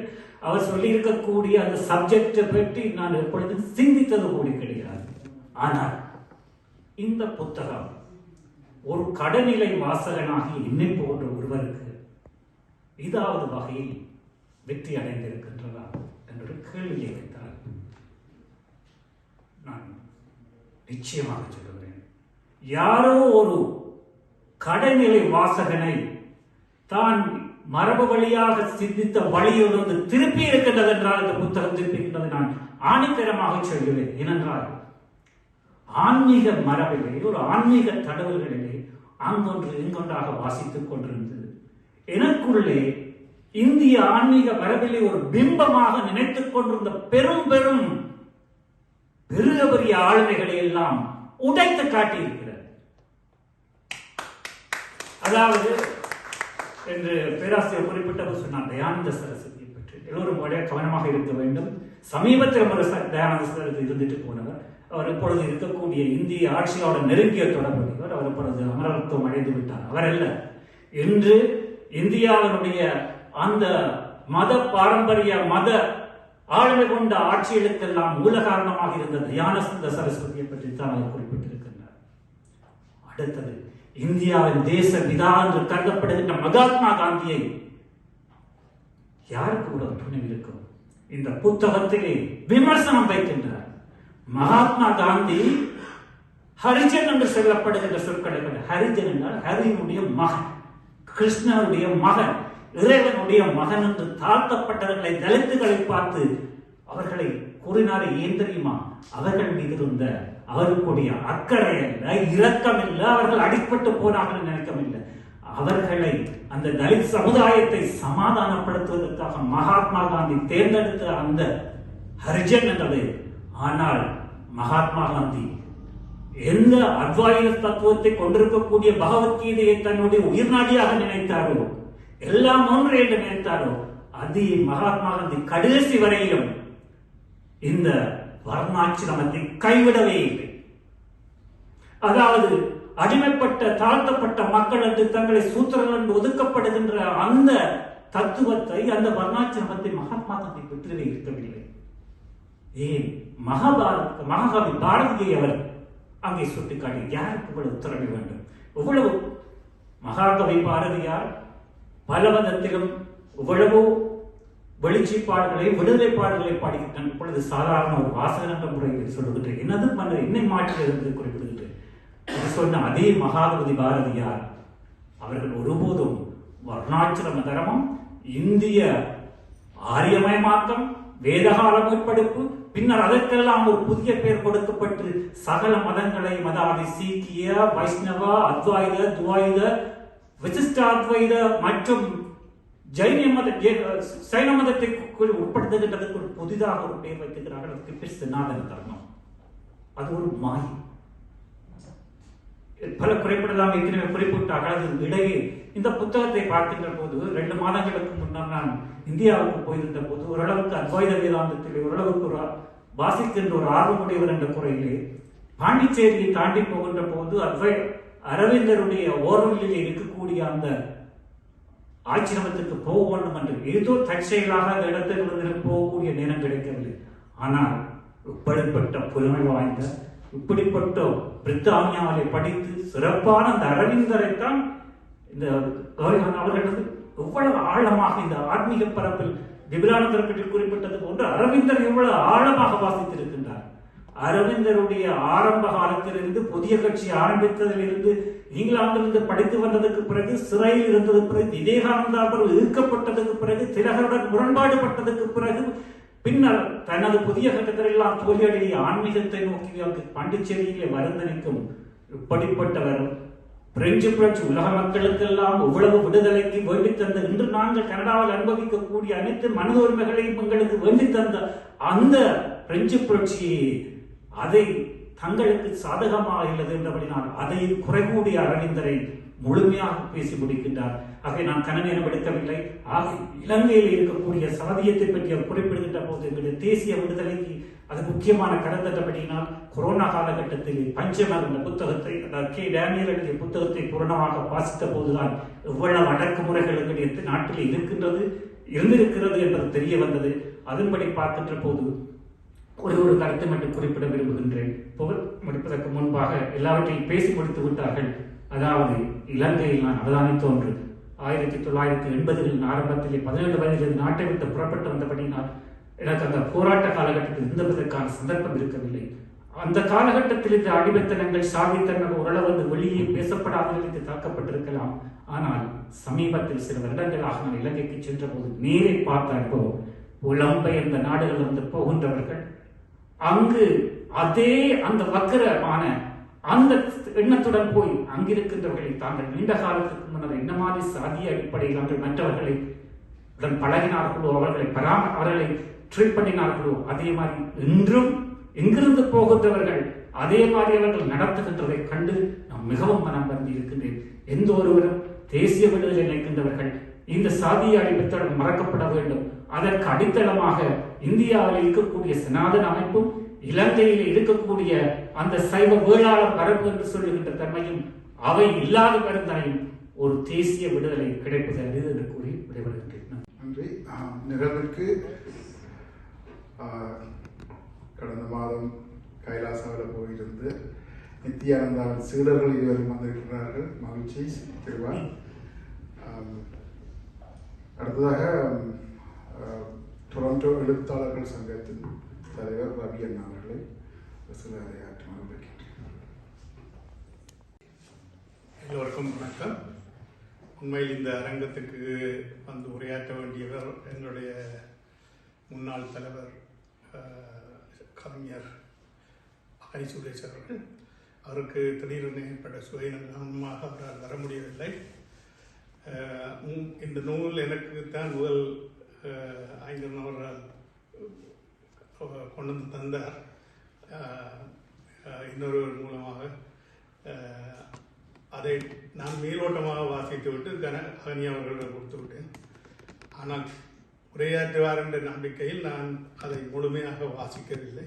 அதனால் என்னால் கனதூரம் அபிப்பிராயம் சொல்ல முடியாது. ஆனால் வாசித்தளவில்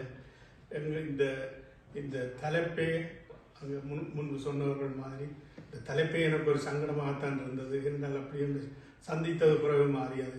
இளநிலை முதுநிலை என்பதில் நாங்கள் வயதைத்தான் பார்த்தோமே தவிர அங்கால பின்னுக்கு வர சொற்களை நாங்கள் புரிந்து கொள்வது கொஞ்சம் கஷ்டமாக இருந்தது. அந்த வகையில் நான் இந்த நூலை இங்கே வெளியிடுவது ஐங்கரன் அவர்களுக்கு நன்றியை தெரிவித்துக் கொள்கிறேன். இது காலத்தின் கட்டாயமாக வெளியிடப்பட வேண்டிய ஒரு நூல். எல்லோரது ஆதரவும் அதுக்கு இருக்க வேண்டும் என்று எதிர்பார்க்கிறேன். இதை தவிர நான் ஒரு சொல்வதற்கு இல்லை. எல்லோருக்கும் வணக்கம், நன்றி. டொரண்டோவில் கவிஞர்கள் குழுமத்தின் தலைவர் குமரசு அவர்களை உலகம் புறப்பக்கம் எல்லாம் இருக்கும். என் மதிப்புக்குரிய பேராசிரியர் இ பாலசுந்தரம் ஐயா அவர்களுக்கும் இங்கு உரையாற்றி அமைந்திருக்கின்ற பேச்சாளர்களுக்கும் அறிஞர்களுக்கும் சபையர்களுக்கும் எனது மாலை வணக்கம். ஒரு கண்ணை கட்டி விட்டு ஒரு இடத்துக்கு செல்லுகின்ற மாதிரி தான் இந்த நிகழ்ச்சிக்கு நான் இந்த மண்டபத்துக்கு வரும்பதையும் மாட்டேன். ஒரு தொலைபேசி அழைப்பு ஐங்கரன் அவர்களிடமிருந்து ஒரு புத்தகம் உங்களுக்கு கொண்டு தருவார் என்று சொல்லப்பட்டது. அதன்படி எங்கள் மதியண்ணா அவர்கள் இந்த புத்தகத்தை வீடு தேடி கொண்டு வந்தார். அப்போது அவர் புத்தகத்தை இடையில் எடுத்து புத்தகத்தை படித்தீர்களா என்று கேட்டார். நான் சுருக்கமாக சொல்லுகின்றேன், நான் என்ன செய்ய வேண்டும் என்று சொல்லி கேட்டேன். அப்போ அவர் சொன்னார், நீங்கள் படியுங்கள், இந்த பக்கத்திலிருந்து இந்த பக்கத்தை படியுங்கள் என்று சொல்லி அந்த முன்னுரையை குறிப்பிட்டிருந்தார். ஆனால் நிகழ்ச்சி நிரலை பேராசிரியர்களிடமிருந்து பெற்று பார்த்தபோது அங்கு எனது பேர் இல்லை. ஆகவே இதிலிருந்து தப்பிவிட்டோம் என்று தான் நான் நினைத்தேன். ஆனால் அந்த உரையை நான் படிக்கக்கூடியதாக இருந்தது. உண்மையிலேயே இங்கே இந்த நூலின் தலைப்பை பார்க்கின்ற போது இந்த நூல் ஒரு சிக்கலான நூல். இது என்ன சொல்லப்படுகின்றது என்றால் ஒவ்வொருவருக்கும் ஒரு கொள்கை இருக்கும். நான் சார்ந்திருக்கின்ற அல்லது நான் நேசிக்கின்ற எனது கொள்கைக்கும் என்றால் இந்த அமைப்பை பற்றியோ இந்த புத்தகத்தை பற்றியோ எதுவுமே எனக்கு தெரியாது. அந்த அடிப்படையில் நான் இந்த நிகழ்ச்சிக்கு சென்று இவ்வாறு இந்த நிகழ்வோடு என்னை ஈடுபடுத்திக் கொள்வது என்பதையெல்லாம் ஒரு கேள்வியாக இருந்தது. இருந்தாலும் நான் இந்த புத்தகத்தை படித்து அவரது முன்னுரையும் கௌரிகாந்தன் அவர்களுடைய முன்னுரையை படித்தேன். கௌரிகாந்தனை பற்றிய சொல்லப்பட்ட அவரது நண்பர்களால் சொல்லப்பட்ட புத்தகத்தின் முன்பக்கத்தில் சொல்லப்பட்ட விடயங்களையும் படிக்கக்கூடியதாக இருந்தது. எனவே அவரது முன்னுரையின்படி இங்கு ஏற்கனவே சொல்லப்பட்ட மாதிரி அந்த புத்தகம் தெற்காசிய குறிப்பாக இந்தியாவின் அரசியல் நிலையை பற்றித்தான் அவர் அதில் சொல்லுகின்றார். ஆனால் அதை விளங்கிக் கொள்வதற்குரிய தகுதி ஈழத்தவர்களாகிய எங்களுக்கு இருக்கின்றது. தேசியம் பற்றிய அறிவு ஓரளவுக்காவது அதோடு பரிச்சயப்பட்டவர்கள், அதோடு ஈடுபாடுடையவர்கள் நாங்கள் என்பதால் தான் அந்த தேசியத்தை பற்றி முன்னுரையில் சில விடயங்களை குறிப்பிடுகின்றேன் என்று சொல்லி குறிப்பிட்டிருக்கின்றார். எனவே அந்த அவரது முன்னுரையில் அவர் சார்ந்த அரசியல், எவ்வாறு அரசியலில் ஈடுபட்டு பின்பு எவ்வாறு ஈழ விடுதலை போராட்டத்தோடு தன்னை ஈடுபடுத்திக் கொண்டே எவ்வாறு பிற்காலத்தில் தனது வாழ்க்கை எவ்வாறு அமைந்தது என்ற தகவல்களை எல்லாம் சொல்லியிருக்கின்றார். உண்மையிலேயே ஒரு ஒவ்வொருபட்ட கொள்கைகளுடைய ஈழத்தமிழர்களை அல்லது அரசியல் கோட்பாட்டாளர்களை எங்கள் தேசியம் நோக்கி எழுந்த போராட்டம் அந்த அலை யாரையுமே விட்டு வைக்கவில்லை. அவர்கள் ஏதாவது ஒரு அடிப்படையில் அந்த ஒரு 30 வருஷ அந்த போராட்டத்துக்குள் ஏதோ ஒரு அமைப்புக்குள் தங்களை உள்வாங்கிக் கொண்டவர்கள் அல்லது உள்வாங்கப்பட்டவர்கள் என்றுதான் கூற வேண்டும். அந்த அடிப்படையில் தான் வரிந்து கட்டிக்கொண்ட அந்த மார்க்சிய சித்தாந்த கொள்கைக்கு இருந்து அந்த கொள்கையின் ஊடாக அதை விட்டுக் கொடுக்காமல் பின்னால் ஏற்பட்ட ஈழ விடுதலை போராட்டத்தோடு தன்னை இணைத்துக் கொண்டு தன்னால் தனது கொள்கைகளின் ஊடாக அந்த இயக்கங்களையும் மெருகுபடுத்திய பெருமைக்குரியவர் தான் திரு அமரர் கௌரிகாந்தன் அவர்கள். இந்த விழா வளமையான ஒரு விழாக்களில் இருந்து சற்று மாறுபட்டது. புத்தக வழியில் 2 போனால் அங்கு ஆசிரியர் இருப்பார். ஆனால் அந்த புத்தகத்தை பற்றிய பல்வேறு விடயங்களை நாங்கள் அறிந்திருப்போம். ஆனால் இந்த விழா இந்த ஒரு மிகவும் உன்னதமான புரிந்து கொள்ள முடியாத வார்த்தை பிரயோகங்கள், தத்துவார்த்த கருத்துக்களை உள்ளடக்கிய இந்த நூலின் ஆசிரியர் நம்முடைய இல்லை. எனவே இந்த நூலை வாசிப்பதனூடாக அந்த ஆசிரியரை பற்றியும் அவர் சொல்ல வருகின்ற கருத்துக்களை பற்றியும் எங்களால் புரிந்து கொள்ள முடிகின்றது. எனவே இந்த நேரத்தில் அவரை பற்றி எழுதிய சில உரைகளின் ஊடாக, சில எழுத்துக்களின் ஊடாக அவரது நண்பர்களை நான் அறியக்கூடியதாக இருக்கின்றது. அவரது நண்பர்களில் ஒருவராக இருந்த சார்மதி என்று அழைக்கப்படுகின்ற அவரும் ஒரு இடதுசாரி கொள்கையுடையவர். அவர் ஆசிரியராக இருந்தவர். எனது ஊரில் அவர் நியமனம் பெற்று வந்தபோது அவரோடு நான் பழகக்கூடிய பின்னாடி நாங்கள் சேர்ந்து இயங்கியவர்கள். எனவே ஒரு கற்பனை உலகத்தில் நாங்கள் சில வழிகளில் அவர் மட்டக்களப்புக்கு வந்து அவர் உரையாற்றிய அல்லது கருத்தரங்களில் நானும் கலந்து கொண்டேனா என்பதை பற்றியெல்லாம் நான் திருப்பி எண்ணிப்பார்க்கின்றேன். எனவே அவ்வாறான பல புதிய தகவல்களையும் இந்த நூல் தரக்கூடியதாக இருக்கின்றது. எனவே சாதியத்தை பற்றியும் தேசியத்தை பற்றியும் அது இந்தியாவின் ஊடாக சொல்லியிருக்கின்றார். ஆனால் புத்தகத்தை படிக்கின்ற போது பல்வேறு வகையான கேள்விகள் எனக்குள்ளே எழுந்தது. அதே போன்று உங்களுக்கும் அந்த புத்தகத்தை படிக்கின்ற போது எழும். இருந்தாலும் இந்த இலங்கை தமிழர் தேசிய பிரச்சனையில் மார்க்சின் சித்தாந்தம் அது எங்களது பிரச்சனைக்கு தீர்க்க உதவுமா அல்லது மார்க்சிய கொள்கையோடு இருக்கின்றவர்களால் அந்த பிரச்சனை தீர்த்து வைக்கப்படுமா என்ற கேள்வி எனக்குள்ளே இருக்கின்றது. அது நீங்களும் படிக்கின்ற போது உங்களுக்கு புரியவில்லை என்று கூறி எதிர்பாராமல் இந்த வாய்ப்பை வழங்கியதற்காக நன்றியை கூறி அமர்கின்றேன். நன்றி, வணக்கம். நன்றி. இந்த நிகழ்விற்கு 54 வருடங்களாக பல்கலைக்கழக பேராசிரியராக இருக்கின்ற ஒருவரும் தற்பொழுது பல்கலைக்கழகத்தில் படித்துக் கொண்டிருக்கிற நண்பன் மகள் அட்சயாவும் அடக்கம். அங்கிருந்து இங்கே வந்திருக்கிறோம். இதை கௌரிகாந்தன் ஐயா இருந்தால் மிகவும் மகிழ்ந்திருப்பார். இது எங்கேயும் கூப்பிட்டுட்டான் இந்த புத்தக வெளியீட்டுக்கு முகத்துக்காக வேண்டி வந்து நினைக்காதீங்க. தயவு செய்து புத்தகங்களை கட்டாயம் படிங்க. அதுக்காக தான் உங்களை கூப்பிடுனேன். ஒரு மிக முக்கியமான நன்றி நான் மராக்கியில் கடைசியாக சொல்லி கொண்டிருந்தேன். பிறகு கடைசி கண்ட்ரியில் போகக்கூடாது. எனது பள்ளித்தோழி பத்மினி இந்த விழாவை ஆரம்பித்து வச்சதுக்கு நன்றி. வெறும் ஆரம்பித்து மட்டும் வைக்கல, என்ன போடுற என்ன சொல்கிற கோஃபி என்று அவாவே கோஃபி வேண்டி அவாவே பால் வேண்டி அவாவே வந்து அவாவே அப்படி நன்றி. அடுத்ததாக நிறைய எழுதுகிற எனது நண்பன் திடீர் என்ன மறைஞ்சிருவான், திருப்பி எழுதுறான்னு சொல்கிறது. ஆனால் சுவாரஸ்யமாக கதை கொஞ்சம் 2 பேர் இருக்கணும். என்னென்னா 6 மணிக்கு முடிப்புன்னு சொன்ன மாதிரி 2 பேர்கிட்டே நான் மேய்க்கு கொடுத்தா இன்று 2 மணி நேரம் கதைக்கிறதுக்கு தகுதி வாய்ந்த 2 பேர் இருக்கணும். ஆனால் பகி வாங்க. வணக்கம். கூடுதலான ஒரு அறிமுகம் வந்திருக்கேன். நாங்கள் அப்படி ஒன்றும் இல்லை. எல்லா மணிக்கு போகின்ற பொழுதும் ஒரு விதமான துணிவு இருக்கும். இது ஒரு கனதியான மேடை. இந்த மேடையில் பேசுகிற பொழுது கவனமாக பேச வேண்டும் என்று சிந்திக்க வைக்கக்கூடிய ஒரு மிக முக்கியமான ஒரு புத்தகம் ஒன்று வெளியீடு செய்யப்படுகின்றது.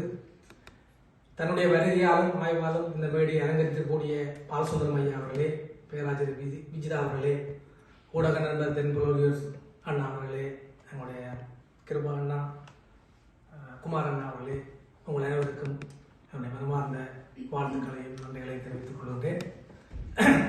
தங்களுடைய சொந்த பணத்திலே தங்களுடைய நண்பன் தங்கள் தேசத்தின் மீது ஆளுமை செலுத்தக்கூடிய எழுத்தாளனுடைய புத்தகத்தை அவன் இல்லாத பொழுதும் அதை இங்கே சமர்ப்பிக்க வேண்டும் என்ற பேருவையோடு இங்கே வந்திருக்கக்கூடிய புதியவன் ராசையா அண்ணா அவர்களே, ஜூட் அண்ணா அவர்களே, இலக்கியமும் அரசியலும் சொந்த வாழ்வை மோசமாக தள்ளிவிடும் என்றால் இப்படித்தான் நாம் சொந்த பணத்தை செலவழித்துத்தான் இப்படியான வெளியீடுகளை நாம் செய்ய வேண்டும். அப்படியான வெளியீட்டை அவர்கள் செய்திருக்கின்றார்கள். இதை கனடாவிலே சாத்தியப்படுத்திருக்கக்கூடிய படைப்பாளர் உலகத்தினுடைய நிறுவனர் என்னுடைய அன்பு நண்பர் ஆங்கர் அவர்களை பற்றி அதிகம் சொல்லுவது அழகல்ல. ஆனால் என்னுடைய அசுவநதி புத்தகத்தை அவர் வெளியீடு செய்ய நான் கேட்ட பொழுது அதை ஒரு விழாவாக மாற்றி புங்குடுதீவு மண்ணையே பெருமைப்படுத்திய பெருமைக்குரியவர். அவர் மீது மிகுந்த அன்பும் வாஞ்சையும் கொண்டவர் என்ற முறையிலே அவருடைய இந்த முயற்சிகள் இன்னும் பல மடங்காக வர வேண்டும், கல்வி பெருக வேண்டும். ஈழ தேசத்தில் இருக்கக்கூடிய மிக முக்கியமான நூல்களை எல்லாம் நாம் இங்கே வெளியீடு செய்வதோடு நின்று விடாமல் நூலகத்திலே ஆன்லைனில் நாங்கள் பார்க்கக்கூடிய வசதிகளை எல்லாம் செய்ய வேண்டிய சேவை படைப்பாளர் உலகம் இனிவரும் காலங்களிலே பல பேரை இணைத்து செய்ய வேண்டும் என்று நான் அன்போடு கேட்டுக்கொள்கின்றேன்.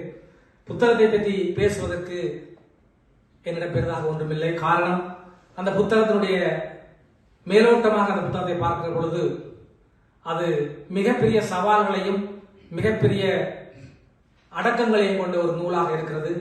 பல விடயங்களை பல தலைவர்களை உள்ளடக்கி ஒரு சுருக்கமாக இருக்க ஒரு மிகப்பெரிய ஒரு புத்தகமாக வர வேண்டிய புத்தகத்தை அவர் மிக சுருக்கமாக எழுதி அதை ஒரு பெரிய ஆய்வுக்கு உட்படுத்தக்கூடிய நூலாக இந்த நூலை பார்க்கின்றேன்.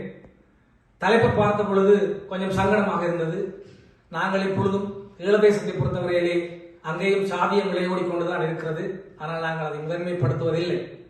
தேச விடுதலையிலே நாங்கள் பல இடங்களிலே பல அமைப்புகள் தேச விடுதலையில் சாதியை அவர்கள் முன்னிலைப்படுத்தாமல் மதத்தை முன்னிலைப்படுத்தாமல் தான் தேசிய விடுதலை போராட்டத்தை போட்டு எல்லா அமைப்புகள் நகர்ந்தன. ஆனால் அதற்குள்ளும் சில சாதியம் இருப்பதைத்தான் இந்த எழுத்தாளர் மறைமுகமாக, அதாவது நாங்கள் ஒரு கிணத்தை நாங்கள் வாரி இறைத்து விடுவோம், அந்த கிணத்துக்குள்ளே மேலும் சகதிகள் இருக்கும், அப்படியான ஒரு ஆழமான ஒரு கருத்தை இவர் இங்கே முன்வைத்திருக்கின்றார். எனவே அந்த சாதியத்துக்குள்ளே நாங்கள் போக வேண்டிய தேவையில்லை, தேசியத்துக்குள்ளே நாங்கள் போக வேண்டும். எங்களுடைய மண் புண்பட்டு இருக்கின்றது. அந்த புண்பட்ட மண்ணை நாம் மேலும் செழுமைப்படுத்தி இந்த தேசிய கொள்கைகளை நாங்கள் மேலே கொண்டு வர வேண்டும் என்கின்ற ஆர்வம் தேசியத்திலே ஈழ தேசத்திலே பிறந்த எல்லோருக்கும் இருக்கிற கடமை உணர்வோடு தான் நாம் இங்கே குழுமி இருக்கின்றோம். எங்களுடைய அடிப்படை தேவையும் அதுவாகவே இருக்கிறது. எனவே அந்த தலைப்புக்குள்ளேயே ஒரு செய்தியும் இருக்கிறது. அதாவது முதுநிலை என்று சொல்லுகிற பொழுது அது இறந்துவிடப் போகிறது. எனவே முதுநிலை தேசியம், முதுநிலை சாதியம் இறந்துவிடப் போகிறது, இளநிலை தேசியம் எழுந்து வரப்போகிறது என்பதாக நாம் ஒரு கவிப்பொருளாக அவருடைய தலைப்பை நாம் எடுத்துக் கொள்ளலாம். கௌரிகாந்தனை பற்றி நான் மிகுந்த ஆர்வலோடு சந்திக்க வேண்டும் என்று ஒரு ஆர்வல் வரக்கூடிய வகையில் அவருடைய புத்தகம் இருந்தது. நான் படித்திருக்கின்றேன். 91ஆம் ஆண்டு புதியதோர் உலகம் என்கின்ற ஒரு நூலை கோவிந்தன் என்கின்ற தமிழக விடுதலை கழகத்தினுடைய உறுப்பினராக இருந்தக்கூடிய கோவிந்தன் அவர்கள் ஒரு அரசியல் நாவலை எழுதியிருந்தார். அந்த நாவலை படித்துவிட்டு முடிக்கிற பொழுது அந்த கோவிந்தன் என்கின்ற புனைவர்கள் எழுதிய கோவிந்தன் உயிரோடு இல்லை, அவர் துப்பாக்கிக்கு இரையாக இருந்தார். அப்பொழுது இப்படியான ஆளுமை மிகுந்த எழுத்தாளர் இந்த சமூகத்திலே இருக்க வேண்டும். அது எந்த கட்சியாக இருந்தாலும் சரி, எந்த அமைப்பாக இருந்தாலும் சரி, எந்த சாதியாக இருந்தாலும் சரி, எந்த இனமாக இருந்தாலும் சரி, எழுத்தாளர் உயிரோடு இருக்கின்ற பொழுது அந்த மண் புனிதப்படும் என்கின்ற நோக்கத்திலே அன்று நான் பட்ட அதே கவலை இன்று என்னுடைய எழுத்தாளர் கௌரிகாந்தன் அவர்கள் இந்த இடத்திலே இல்லாமல் போய்விட்டார் என்கின்ற வேதனை எனக்கு இருந்தது. ஏனென்றால் இந்த கௌரிகாந்தனுடைய அவருடைய இருக்கக்கூடிய அந்த மிகப்பெரிய ஆளுமையை அவர் வெளிக்கொண்டு வருவதற்கு எண்ணம் எத்தனையோ விடயங்களை அவர் எழுதி நம் தேசியத்தை பற்றி அவர் ஏற்கனவே 6 புத்தகங்கள் எழுதியிருக்கின்றார். அந்த புத்தகங்களை வாசிக்காமல் கருத்து சொல்லக்கூடாது. ஆனாலும் கூட இன்னும் பல கருத்துக்களை, தேசிய பிரச்சனைகளை, என்னுடைய விடுதலை போராட்டத்தில் இருக்கக்கூடிய குளறுபடிகளை, அது இந்த பெருமைகளை எல்லாம் எழுதக்கூடிய ஒரு அறிவார்ந்த ஒரு மனிதன் நம்மிடம் இன்று இல்லாமல் போய்விட்டார் என்று அந்த வேதனை எனக்கு இருக்கிறது. என்றால் 1946ஆம் ஆண்டு அவர் உடுவில் மண்ணிலே பிறந்து 2023ஆம் ஆண்டு தர்மபுரி அகதிமுகாமிலே அவர் மரணிக்கின்ற வரைக்கும் அவருடைய பேச்சு முற்றுமுழுதாக அந்த தமிழருடைய முடிவை நோக்கித்தான் இருந்திருக்கின்றது. அவர் ஆரம்பத்திலே இந்த இடதுசாரி கொள்கைகளால் ஈர்க்கப்பட்டு அவர் அது பற்றி எல்லாம் பல தோழர்களோடு சேர்ந்து இயங்கி அதையெல்லாம் எங்களுடைய மண்ணிலே விதைத்த ஒரு மாபெரும் ஒரு மனிதன் தான் அவர்.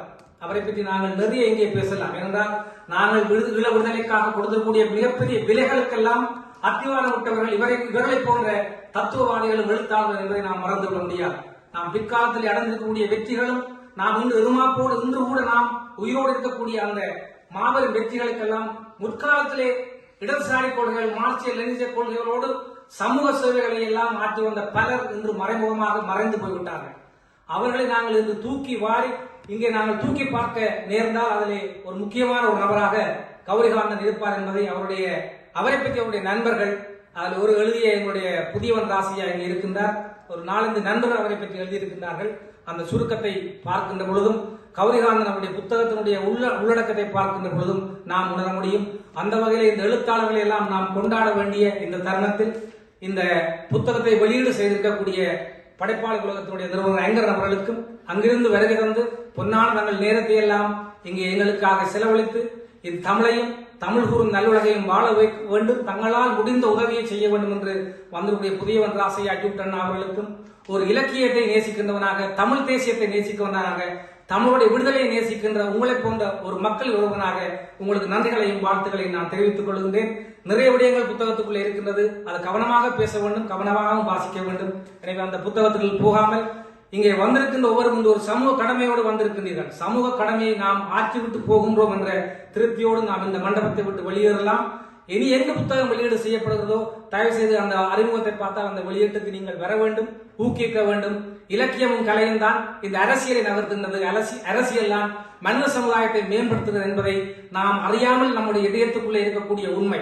எனவே இந்த அரசியல் ரீதியாகவும் இலக்கிய ரீதியாகவும் நாம் தொடர்ந்து பயணிப்பதற்கு இப்படியான புத்தக வெளியீடுகளை நாம் ஊக்குவிப்போம், பங்கு பெற்றுவோம். இந்த புத்தகத்தை படித்துவிட்டு முக புத்தகத்தில் ஒரு கட்டுரை எழுத ஆர்வமாக இருக்கின்றேன்.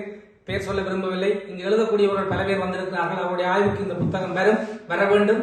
அவர்கள் மிகவும் நுணுக்கமாக எழுதக்கூடியவர்கள் என்பதை இந்த அரங்கத்திலே சொல்லி இந்த அருமை வாய்ப்புக்கு நன்றி கூறி விடைபெறுகின்றேன். நன்றி, வணக்கம். எப்போதுமே ஒரு திரைப்படத்தை பார்த்துட்டு போயிருக்க நிறைய சண்டை காட்சிகள், உணர்ச்சிவசமான சீன்கள், பாட்டுகள், நகைச்சுவைகள் சொல்லி வந்துட்டு இருக்கும். ஆனால் நான் கிளைமேக்ஸை நோக்கி தான் போவோம். அதை கொண்டு நாள் வச்சிருக்கேன் கிளைமேக்ஸுக்கு. அதுக்கு முதல் எங்களுடைய 91 பேட்ச் நண்பர்கள் இன்றைக்கு வந்திருக்கிறோம். மணி, தனவதனா போன்றவர்கள் நன்றி. நான் ஒருத்தராக கூப்பிட்டு நன்றி சொன்னால் உங்களுக்கு எல்லாருக்கும் தெரியும். உங்களுக்கு பொதுவாக நன்றி சொன்னாலே நீங்கள் ஏற்றுக்கொள்வீங்கன்னு தெரிஞ்ச அவ்வளோத்துக்கு நெருக்கமானவர்கள். இப்போ கிளைமேக்ஸில் வருவோம். இந்த மைக்கெல்லாம் நான் ஊரில் இருந்து இப்போ நாங்கள் கிட்டத்தட்ட ஒரு 40 வருஷமாக இந்த மைக்கை பற்றி யோசிக்கிறேன். இது இவருக்காக வேண்டி தான் கண்டுபிடிச்சிருக்காங்கன்னு சொல்லி நான் யோசிக்கிறேன் சீரியஸாக. ஏன்னா அவ்வளவு ஒரு ஆளுமை, அது என்னென்னு சொல்கிறதுன்னு தெரியல. அது ஒரு மகிழ்வான நிகழ்வாக இருக்கலாம், ஒரு கவலையான நிகழ்வாக இருக்கலாம். இந்த மனுஷன் மைக்கை தூக்கினா தான் அந்த நிகழ்வு நிறைவு பெறுற மாதிரியான ஒரு உணர்வை எனக்கு தந்து கொண்டே இருக்கின்றார். அவர் செல்லமாக எங்களோட ஊருடைய அடையாளம் என்று நான் சொல்கிற அளவுக்கு அவ்வளவுக்கு என்னை ஈர்க்கக்கூடிய ஒரு ஆள். இப்பொழுது அவர் தண்டை வேலையை நான் ஒன்றும் சொல்லலை. அவர் தண்டை வேலை எல்லாட்டையும் போய் ஓகே நான் புத்தகத்தை கூப்பிட்றேன் இப்போ 2 லிஸ்ட் வச்சுக்கிறேன் நிற்கிறேன். முதல் எனக்கு ரொம்ப பிடிக்கும் சச்சின் உங்களை, அந்த உங்களோட ஆளுங்க, அந்த மைக்குக்கு முன்னுக்கு உங்களோட அந்த வீச்சு, அதால் தான் உங்களை கடைசியாக வச்சுருந்தேன். கிளைமேக்ஸு ஒரு பரபரப்போட முடிக்கிறதுக்கு சர்ச்சையின வாங்க. அப்படி சொன்ன விடயங்கள் முற்றும் ஏற்புடையதல்ல என்று கூறிக்கொண்டோம். எங்கள் அன்புக்கும் மதிப்புக்கும் உரிய பேராசிரியர் அவர்களே, சகோதரி அவர்களே, இந்த நூல் சம்பந்தமான வெளியீட்டுக்கு புலம்பெயர் தேசங்களிலே இருந்து 2 அருமையான அன்பு உள்ளங்கள் இங்கே வந்திருக்கிறார்கள். அவர்களையும் மற்றும் ஆர்வத்தோடு பல்வகை எழுத்துத்துறையிலே மற்றும் பல்வேறு துறைகளிலே மிகவும் பிரபலம் பெற்று விளங்குகின்ற பல அன்பு உள்ளங்கள் எல்லாம் இந்த மண்டபத்தை அலங்கரித்துக் கொண்டிருக்கிறீர்கள். ஊடகத்துறையை சார்ந்தவர்கள் மற்றும் எங்களுடைய இந்த பல துறைகளில் ஆர்வம் மிகுந்தவர்கள் எல்லாம் இந்த நிகழ்விலே வந்து கலந்து கொள்வதை பார்க்கின்ற பொழுது எவ்வளவு தூரம் இன்றைக்கு இங்கே பல தம்பிமார்கள் அண்ணன்மார்கள் குறிப்பிட்டது போல எங்களுடைய இந்த நூலுடைய ஆசிரியர் கௌரிகாந்தன் அவர்கள் இந்த மண்ணிலே இந்த வேளையிலே இல்லை என்கின்ற பொழுது உண்மையிலேயே எங்களுக்கெல்லாம், ஏனென்றால் இப்படியானவர்கள் இன்னும் பல காலம் வாழ வேண்டியவர்கள் இந்த மண்ணிலே எங்களை விட்டு பிரிந்திருக்கிறார்கள் என்பதை பார்க்கின்ற பொழுது வேதனையாக இருந்தாலும் இன்றைக்கு அவர்கள் மறைந்தும் இன்றைக்கு பேசப்படுகின்ற அளவிலே இன்றைக்கு ஒரு அருமையான நூலை எங்களோடு விட்டு சென்றிருக்கிறார்கள் என்பதை பார்க்கின்ற பொழுது பெருமையாக இருக்கிறது. இளநிலை தேசியமும் முதுநிலை சாதியம் என்று ஒரு அருமையான படைப்பை இந்த மண்ணிலே இந்த மக்கள் படிக்கின்ற வகையிலே, படித்து பயன்பெறுகின்ற வகையிலே இன்றைக்கு விட்டு சென்றிருக்கிறார். எனவே அவருடைய அருமை பெருமைகள் எல்லாம் இங்கே எங்களுடைய பேராசிரியர் மற்றும் பலர் கூறுகின்ற பொழுது எங்களுக்கெல்லாம் பெருமையாக இருக்கிறது. இந்த மனிதர்கள் எங்களுடைய தமிழீழ மண்ணிலே வாழ்ந்திருக்கிறார்கள் என்பதை அறிகின்ற பொழுது, ஆனால் அவர்கள் வாழும் காலத்திலே நாங்களும் வாழ்ந்திருக்கிறோம் என்பதை அறிகின்ற பொழுது இன்னும் சிறப்பாக இருக்கிறது. எனவே இந்த நூலினுடைய முழு விவரங்களையும் நாங்கள் படித்து எல்லோரும் படிக்க போகிறோம். நிச்சயமாக இங்கே எல்லோரும் அவர் பற்றிய அந்த நூல் பற்றிய கருத்துக்களை கூறுகின்ற பொழுது நிச்சயமாக இங்கே வந்திருக்கின்றவர்கள் அனைவரும் ஒரு உணர்வோடு வந்திருக்கிறீர்கள். இந்த நூலை பெற வேண்டும் என்று வந்திருக்கிறீர்கள். இந்த நூலின் உள் அடக்கத்தை நாங்கள் பார்க்க வேண்டும், படிக்க வேண்டும் என்றெல்லாம் நாங்கள் ஆர்வத்தோடு வந்திருக்கிறோம். பல தெரிந்த முகங்கள் எல்லாம் வந்திருக்கிறதை பார்க்கின்ற பொழுது இன்னும் மகிழ்ச்சியாக இருக்கிறது. அந்த வகையிலே நாங்கள் எல்லோரும் இந்த நூலை நிச்சயமாக ஒரு அருமையான படைப்பை நாங்கள் எல்லோரும் படித்து உள்வாங்கிக் கொள்வோம் என்று இந்த வேளையிலே தெரிவித்துக் கொண்டு, அடுத்த தம்பி ஐங்கரன் அடுத்து இளநிலை தேசியமும் முதுநிலை சாதியமும் என்கின்ற அருமையான முதல் பிரதியை பெறுவதற்காக நாங்கள் இப்பொழுது அழைக்க இருப்பவர் கனடா புங்குடுதீவு பழைய மாணவர் சங்கத்தினுடைய தலைவர் திரு சசி சண்முகநாதன் அவர்கள் இப்பொழுது எங்களோடு அவர் தாயகத்துக்கு சென்றிருக்கிறார். எனவே அவர் தன்னுடைய சார்பிலே தன்னுடைய அருமை துணைவியாரை இங்கே அனுப்பியிருக்கிறார். தம்பி சசிகுமார் அவர்கள் இந்த இடத்திலே நின்றிருந்தால் சிறப்பாக இருந்திருக்கும். ஆனால் அவர் தவிர்க்க முடியாத காரணங்களினால் ஒரு முக்கியமான நிகழ்வுக்காக அந்த மண்ணிலே நின்று கொண்டிருக்கின்றபடியால் இப்பொழுது திரு சசி சண்முகநாதனுடைய அருமை துணைவியார், சசி சண்முகநாதனுடைய சமூக பணிகளுக்கெல்லாம் அவருடைய உயர்வுக்கெல்லாம் உற்ற துணையாக விளங்கிக் கொண்டிருப்பவர் திரு வதனா சசி சண்முகநாதன் அவர்கள். எனவே அன்போடு திருமதி வதனா சண்முகநாதன் அவர்கள், சசி அவர்களை அன்போடு. இன்னும் ஒரு சிறப்பு, இந்த பிரதியை ஒரு சகோதரி பெறுவது இன்னும் சிறப்பாக இருக்கிற ஒரு பலமான கலந்து.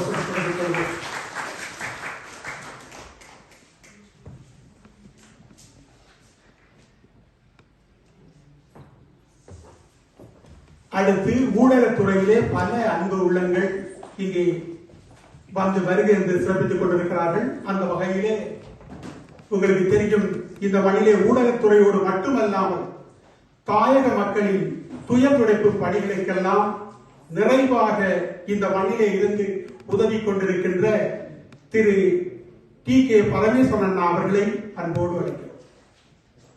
ஈழநாடு பரமேஸ்வரன் அண்ணா.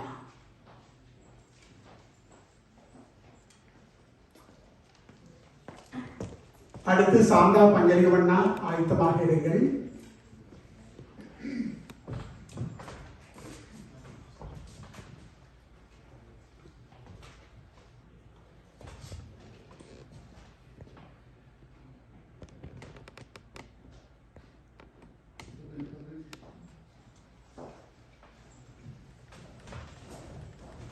அடுத்து நான் குறிப்பிட்டது போல இன்றைக்கு இந்த மண்டபத்திலே, இந்த அரங்கத்திலே நாங்கள் எல்லாம் இன்றைக்கு அமர்ந்திருக்கிறோம், நிமிர்ந்து நிற்கிறோம் என்றால் இந்த மண்டபம் அமைவதற்கு, இந்த கனேடிய வர்த்தக சம்மேளனத்துடைய இந்த கட்டிடம் அமைவதற்கு ஒரு முக்கிய தூணாக விளங்கியவர். அது மட்டுமல்லாமல் உங்களுக்கு தெரியும், இன்றைக்கு சமூக மையம், எங்களுடைய தமிழர் மத்தியிலே ஒரு சமூக மையம் உருவாக்கி கொண்டிருக்கிறது. அந்த உருவாக்கத்திற்கும் பின்புலமாக நின்று தூணாக இருந்து விளங்கிக் கொண்டிருக்கின்ற வாருங்கள் சாந்தா பஞ்சலிங்கம் அவர்கள், கனேடிய வர்த்தக சம்மேளனத்துடைய முன்னாள் தலைவர்.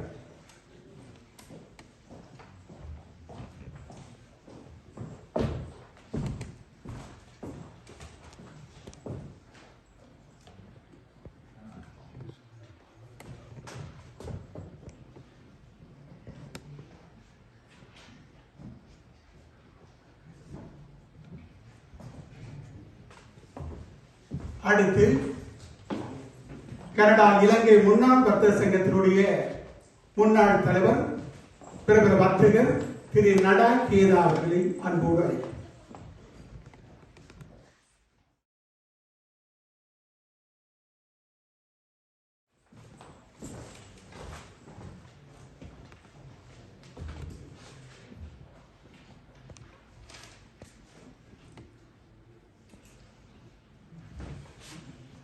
அடுத்து கனடா புங்குடுதீவு பழைய மாவட்ட சங்கத்தினுடைய உபதலைவி திருமதி கேசவராணி சிவராஜா அவர்களே வாருங்கள். திருமதி சிவராசா அவர்களோடு தம்பி சிவராஜா துரைசாமி அவர்களும் இணைந்து கொள்கிறார்.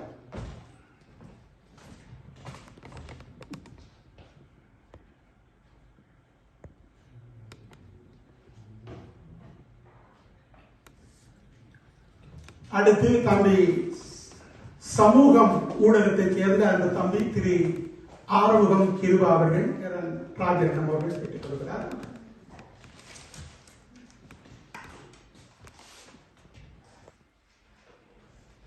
அடுத்து பிரபல வீடு விற்பனை முகவர் தம்பி திரு சிவா சண்முகநாதன்.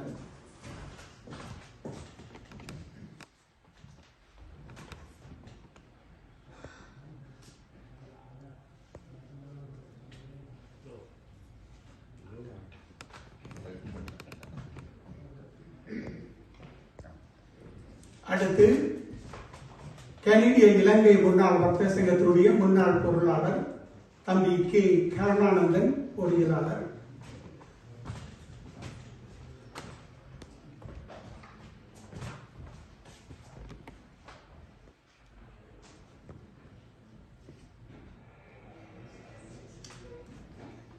அடுத்து புங்குடுதீவு பழைய மாவட்ட சங்கத்தைச் சேர்ந்த திரு தம்பி குகன் பத்மநாதன்.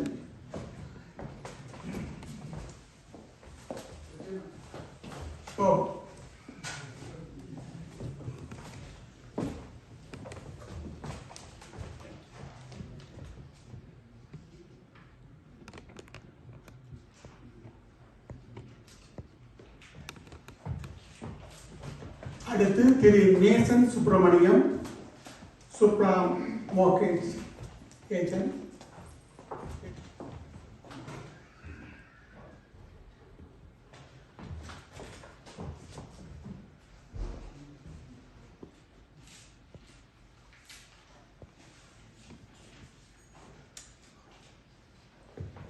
கனடா இலங்கை முன்னாள் வர்த்தக சங்கத்தினுடைய செயலாளர் திரு பாஸ்டர் சோதி செல்லா.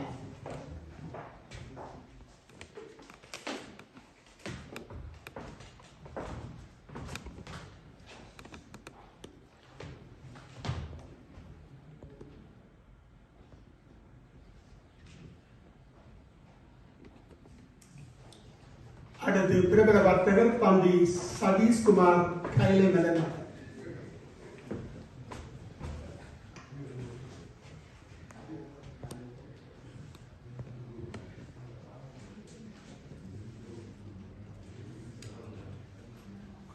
சதீஷ்குமார் கைலை மலனாளன். தொடர்ந்து திரு தீபன் கோபாலபிள்ளை புங்குடுதீவு பழைய மாணவர் சங்கத்தினுடைய பொருளாளர்.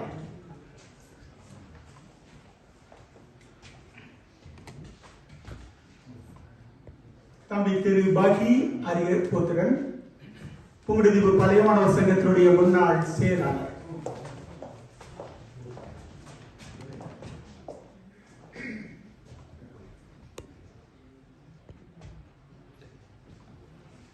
தம்பி சுகுமார் மார்க்கண்டு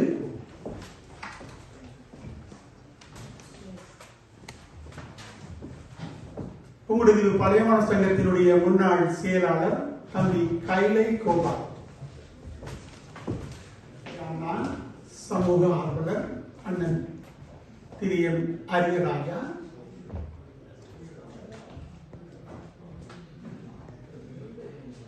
தம்பி திரு பாஸ்கரன் கண்ணையா.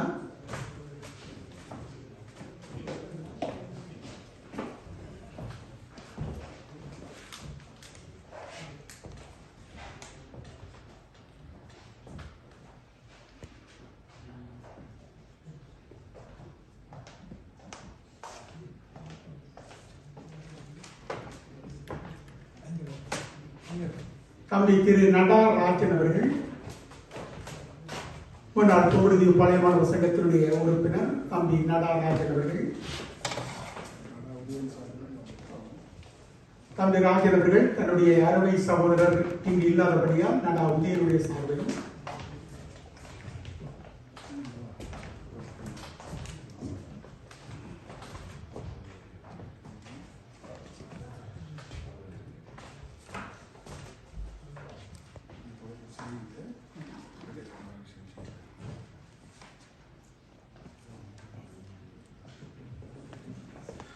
வணக்கம். இங்கு புத்தகத்தை பற்றி உரையாற்றிய இருவரில் விஜய் அவர்கள் தான் தேசத்தில் மறுமொழி சொல்லி சொன்னவர். அப்படி மறுமொழி சொல்லி சொன்னால் யாழ்ப்பாண லைப்ரரியை உருவாக்கினவருடைய பேரனுடைய மனைவி. அவருக்கு யாழ்ப்பாண லைப்ரரி நூலகத்திற்கு வழங்குவதற்காக 3 புத்தகங்களை மறு நிர்வாகம் வழங்கி தவறினார்.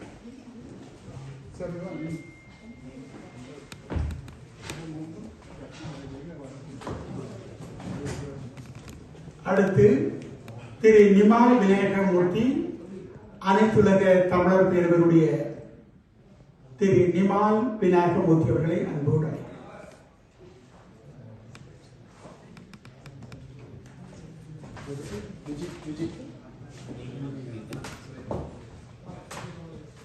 கனடிய வர்த்தக சம்மேளனத்தோடு ஆரம்ப காலம் முதல் இன்று வரை தன்னுடைய பணிகளை சிறப்பாக செய்து கொண்டிருக்கின்ற திரு கென் கிருபா அவர்களையும் அன்போடு அழைக்கிறோம்.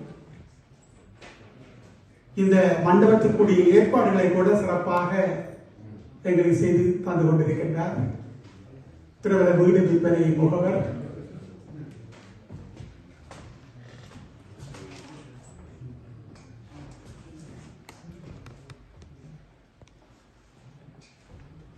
தம்பி கௌசிகன்,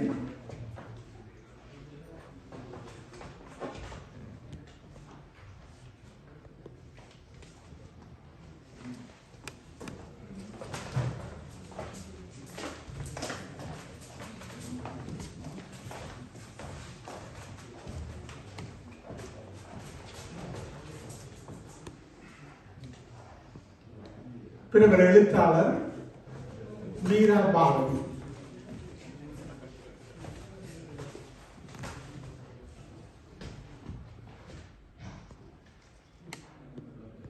எனவே நாங்கள் எல்லோரும் இந்த பிரதியை வாங்குவதற்காக அவரோடு வந்திருக்கிறோம். எனவே அழைக்கப்பட்டவர்கள் மட்டுமல்ல, எல்லோரும் நாங்கள் வந்து இந்த பிரதிகளை பெற்றுச் செல்லுமாறு ஒரு அன்போடு பணிவோடு கேட்டுக்கொள்கிறோம். உங்களுடைய நிறைவான ஆதரவோடு இந்த நிகழ்வு நடைபெற்றுக் கொண்டிருக்கிறது. எனவே அந்த வகையிலே இங்கே வந்திருக்கின்ற எல்லா உறவுகளும் நீங்கள் வந்து இந்த அருமையான இந்த படைப்பை நீங்கள் எல்லோரும் பெற்றுச் செல்ல வேண்டும் என்று உங்களை அன்போடு கேட்டுக்கொள்கிறோம்.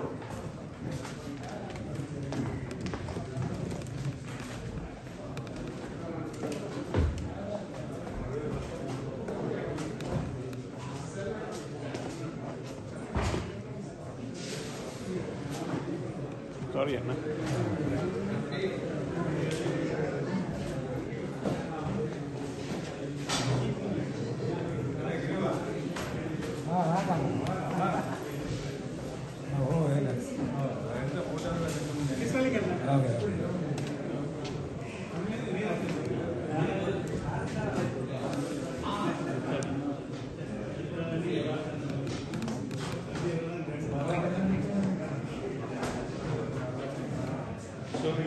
இல்லை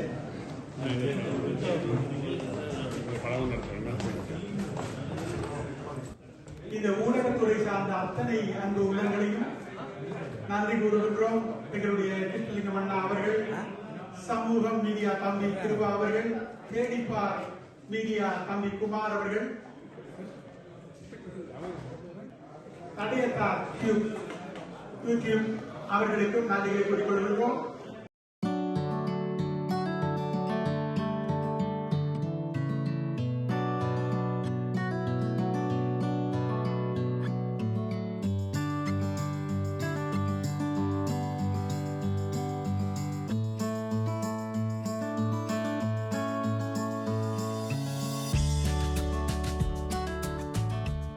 வணக்கம். இவ்வளவு நேரமும் தோழர் கவரிகாந்தன் அவர்கள் எழுதிய இளநிலை தேசியமும் முதுநிலை சாதியமும் என்ற நூல் அறிமுக நிகழ்வோடு இணைந்து பார்த்திருப்பீர்கள் என்று நம்புகின்றோம். இந்த நிகழ்வை நீங்கள் மட்டும் பார்வையிடாமல் மற்றவர்களுக்கும் பகிர்ந்து கொள்ளுமாறு உங்களை அன்போடு கேட்டுக்கொள்ளுகின்றோம்.